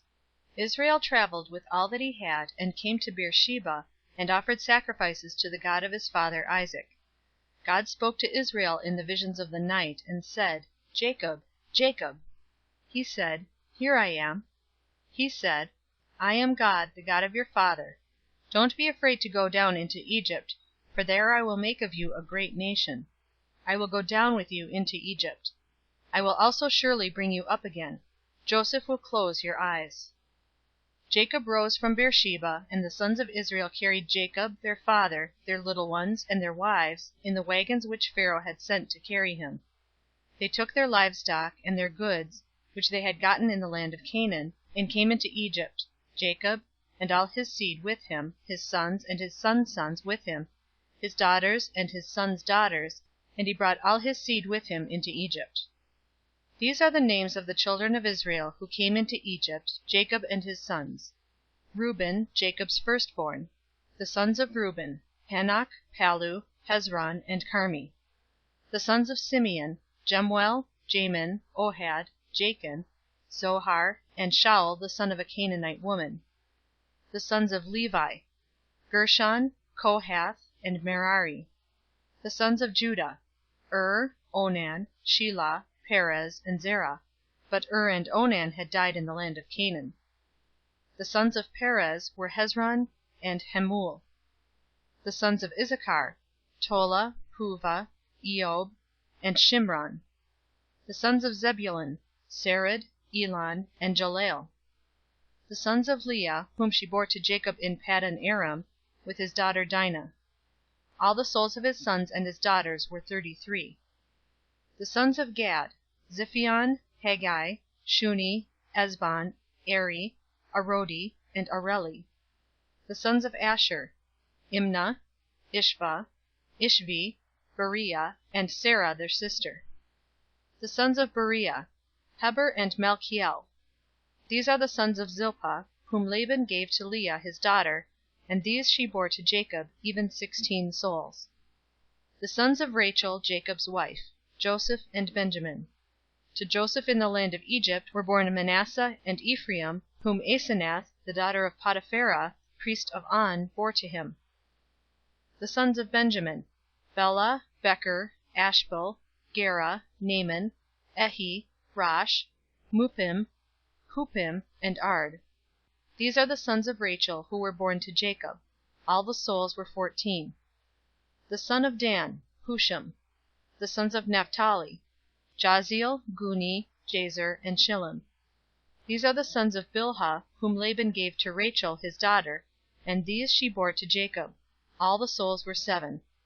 All the souls who came with Jacob into Egypt, who were his direct descendants, besides Jacob's sons' wives, all the souls were 66. The sons of Joseph, who were born to him in Egypt, were 2 souls. All the souls of the house of Jacob, who came into Egypt, were 70. He sent Judah before him to Joseph, to show the way before him to Goshen, and they came into the land of Goshen. Joseph made ready his chariot, and went up to meet Israel his father in Goshen. He presented himself to him, and fell on his neck, and wept on his neck a good while. Israel said to Joseph, Now let me die, since I have seen your face, that you are still alive. Joseph said to his brothers and to his father's house, I will go up and speak with Pharaoh, and will tell him, My brothers and my father's house, who were in the land of Canaan, have come to me. These men are shepherds, for they have been keepers of livestock, and they have brought their flocks and their herds, and all that they have. It will happen, when Pharaoh summons you, and will say, What is your occupation? That you shall say, Your servants have been keepers of livestock from our youth even until now, both we and our fathers. That you may dwell in the land of Goshen, for every shepherd is an abomination to the Egyptians. Chapter 47. Then Joseph went in and told Pharaoh, and said, My father and my brothers, with their flocks, their herds, and all that they own, have come out of the land of Canaan, and behold, they are in the land of Goshen. From among his brothers he took 5 men, and presented them to Pharaoh. Pharaoh said to his brothers, What is your occupation? They said to Pharaoh, Your servants are shepherds, both we and our fathers. They said to Pharaoh, We have come to live as foreigners in the land, for there is no pasture for your servants' flocks, for the famine is severe in the land of Canaan. Now therefore, please let your servants dwell in the land of Goshen. Pharaoh spoke to Joseph, saying, Your father and your brothers have come to you. The land of Egypt is before you. Make your father and your brothers dwell in the best of the land. Let them dwell in the land of Goshen. If you know any able men among them, then put them in charge of my livestock. Joseph brought in Jacob his father, and set him before Pharaoh, and Jacob blessed Pharaoh. Pharaoh said to Jacob, How many are the days of the years of your life? Jacob said to Pharaoh, The days of the years of my pilgrimage are 130 years.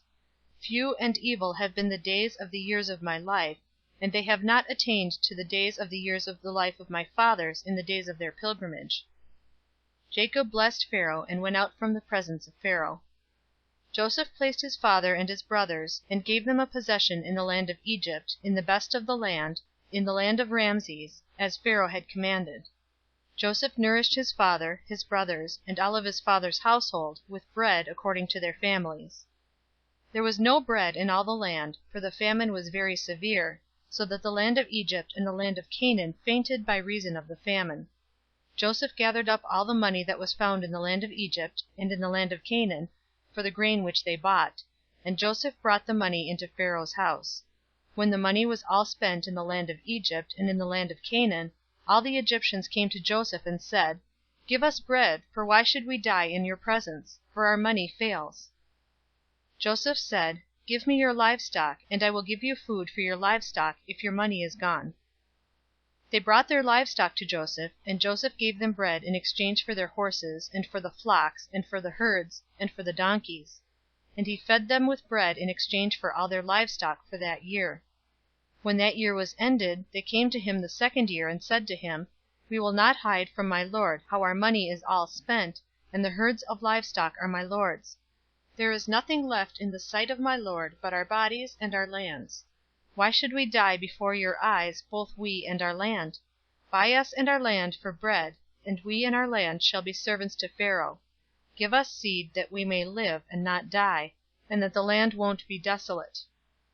So Joseph bought all the land of Egypt for Pharaoh, for the Egyptians sold every man his field, because the famine was severe on them, and the land became Pharaoh's.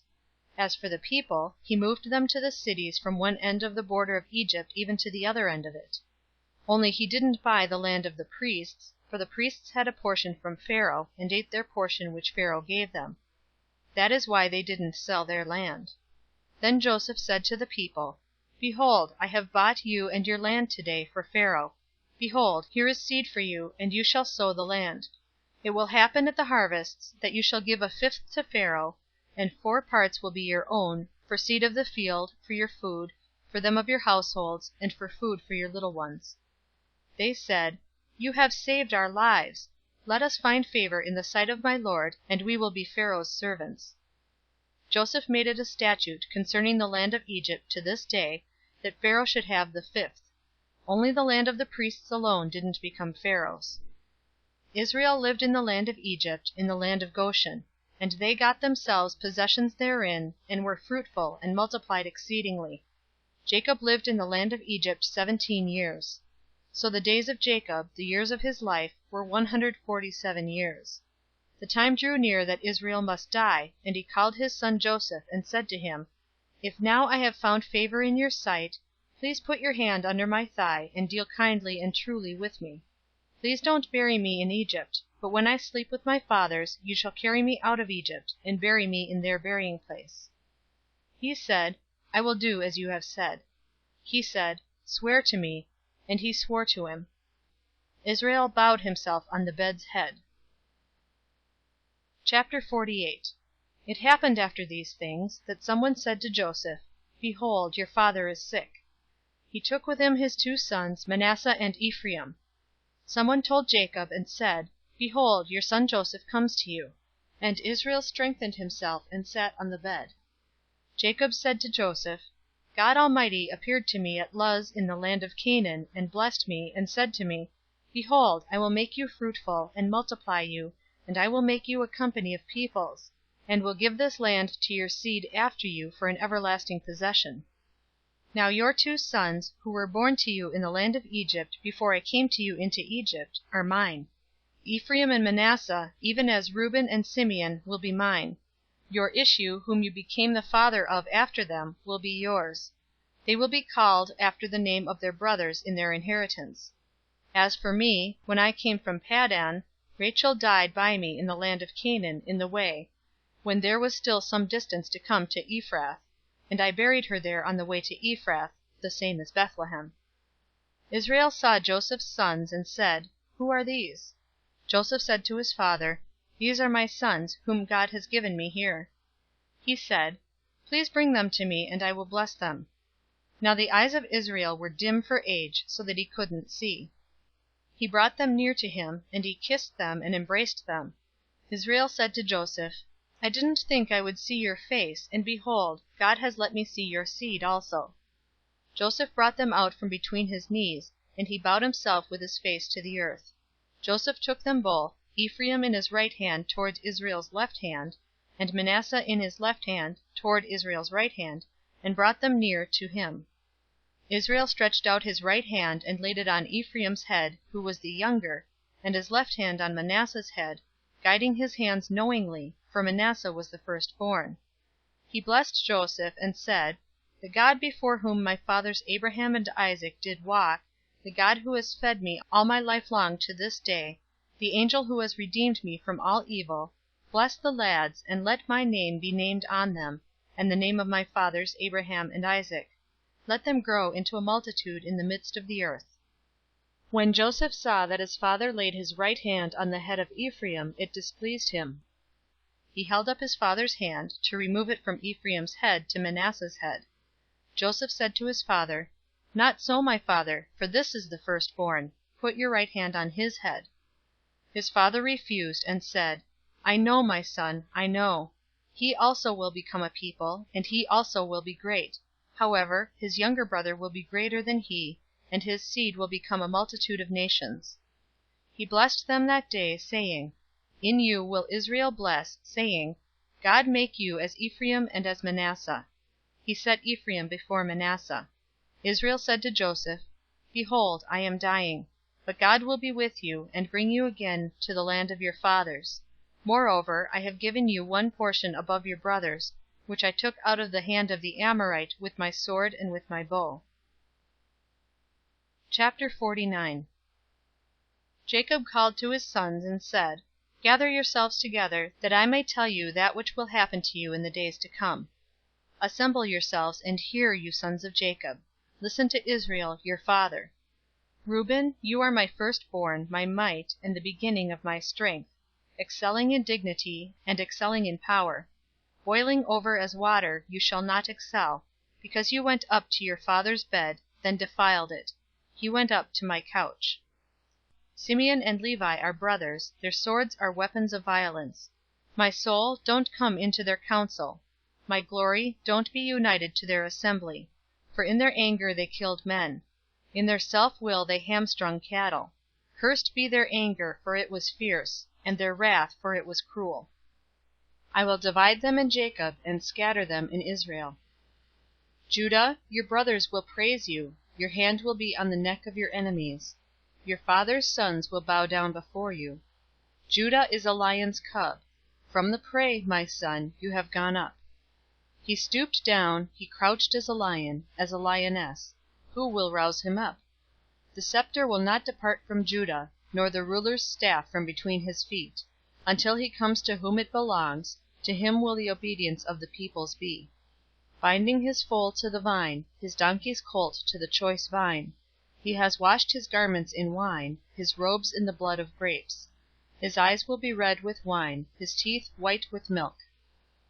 Zebulun will dwell at the haven of the sea. He will be for a haven of ships. His border will be on Sidon. Issachar is a strong donkey, lying down between the saddlebags. He saw a resting place, and it was good, the land, that it was pleasant. He bows his shoulder to the burden, and becomes a servant doing forced labor. Dan will judge his people as one of the tribes of Israel. Dan will be a serpent in the way, an adder in the path, that bites the horse's heels, so that his rider falls backward. I have waited for your salvation, Yahweh. A troop will press on Gad, but he will press on their heel. Asher's food will be rich, he will yield royal dainties. Naphtali is a doe set free, who bears beautiful fawns. Joseph is a fruitful vine by a spring. His branches run over the wall. The archers have sorely grieved him, shot at him, and persecute him, but his bow remained strong. The arms of his hands were made strong, by the hands of the mighty one of Jacob. From there is the shepherd, the stone of Israel, even by the God of your father, who will help you, by the Almighty, who will bless you, with blessings from heaven above, blessings of the deep that lies below, blessings of the breasts and of the womb. The blessings of your father have prevailed above the blessings of your ancestors, above the boundaries of the ancient hills. They will be on the head of Joseph, on the crown of the head of him who is separated from his brothers. Benjamin is a ravenous wolf. In the morning he will devour the prey. At evening he will divide the spoil. All these are the 12 tribes of Israel, and this is what their father spoke to them, and blessed them. He blessed everyone according to his blessing. He instructed them, and said to them, I am to be gathered to my people. Bury me with my fathers in the cave that is in the field of Ephron the Hittite, in the cave that is in the field of Machpelah, which is before Mamre in the land of Canaan, which Abraham bought with the field from Ephron the Hittite as a burial place. There they buried Abraham and Sarah his wife. There they buried Isaac and Rebekah his wife, and there I buried Leah. The field and the cave that is therein, which was purchased from the children of Heth. When Jacob made an end of charging his sons, he gathered up his feet into the bed, and yielded up the spirit, and was gathered to his people. Chapter 50. Joseph fell on his father's face, wept on him, and kissed him. Joseph commanded his servants, the physicians, to embalm his father, and the physicians embalmed Israel. 40 days were fulfilled for him, for that is how many the days it takes to embalm. The Egyptians wept for him for 70 days. When the days of weeping for him were past, Joseph spoke to the house of Pharaoh, saying, If now I have found favor in your eyes, please speak in the ears of Pharaoh, saying, My father made me swear, saying, Behold, I am dying. Bury me in my grave which I have dug for myself in the land of Canaan. Now therefore, please let me go up and bury my father, and I will come again. Pharaoh said, Go up and bury your father, just like he made you swear. Joseph went up to bury his father, and with him went up all the servants of Pharaoh, the elders of his house, all the elders of the land of Egypt, all the house of Joseph, his brothers, and his father's house. Only their little ones, their flocks, and their herds, they left in the land of Goshen. There went up with him both chariots and horsemen. It was a very great company. They came to the threshing floor of Atad, which is beyond the Jordan, and there they lamented with very great and sore lamentation. He mourned for his father 7 days. When the inhabitants of the land, the Canaanites, saw the mourning in the floor of Atad, they said, This is a grievous mourning by the Egyptians. Therefore its name was called Abel Mizraim, which is beyond the Jordan. His sons did to him just as he commanded them, for his sons carried him into the land of Canaan, and buried him in the cave of the field of Machpelah, which Abraham bought with the field, for a possession of a burial site, from Ephron the Hittite, before Mamre. Joseph returned to Egypt, he and his brothers, and all that went up with him to bury his father, after he buried his father. When Joseph's brothers saw that their father was dead, they said, It may be that Joseph will hate us, and will fully pay us back for all of the evil which we did to him.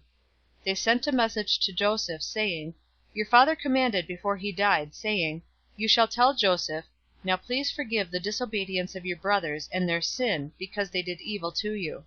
Now please forgive the disobedience of the servants of the God of your father. Joseph wept when they spoke to him. His brothers also went and fell down before his face, and they said, Behold, we are your servants. Joseph said to them, Don't be afraid, for am I in the place of God? As for you, you meant evil against me, but God meant it for good, to bring to pass, as it is this day, to save many people alive. Now therefore don't be afraid. I will nourish you and your little ones. He comforted them and spoke kindly to them. Joseph lived in Egypt, he and his father's house. Joseph lived 110 years. Joseph saw Ephraim's children to the 3rd generation. The children also of Machir, the son of Manasseh, were born on Joseph's knees. Joseph said to his brothers, I am dying, but God will surely visit you, and bring you up out of this land to the land which he swore to Abraham, to Isaac, and to Jacob. Joseph took an oath of the children of Israel, saying, God will surely visit you, and you shall carry up my bones from here. So Joseph died, being 110 years old, and they embalmed him, and he was put in a coffin in Egypt. End of the Book of Genesis.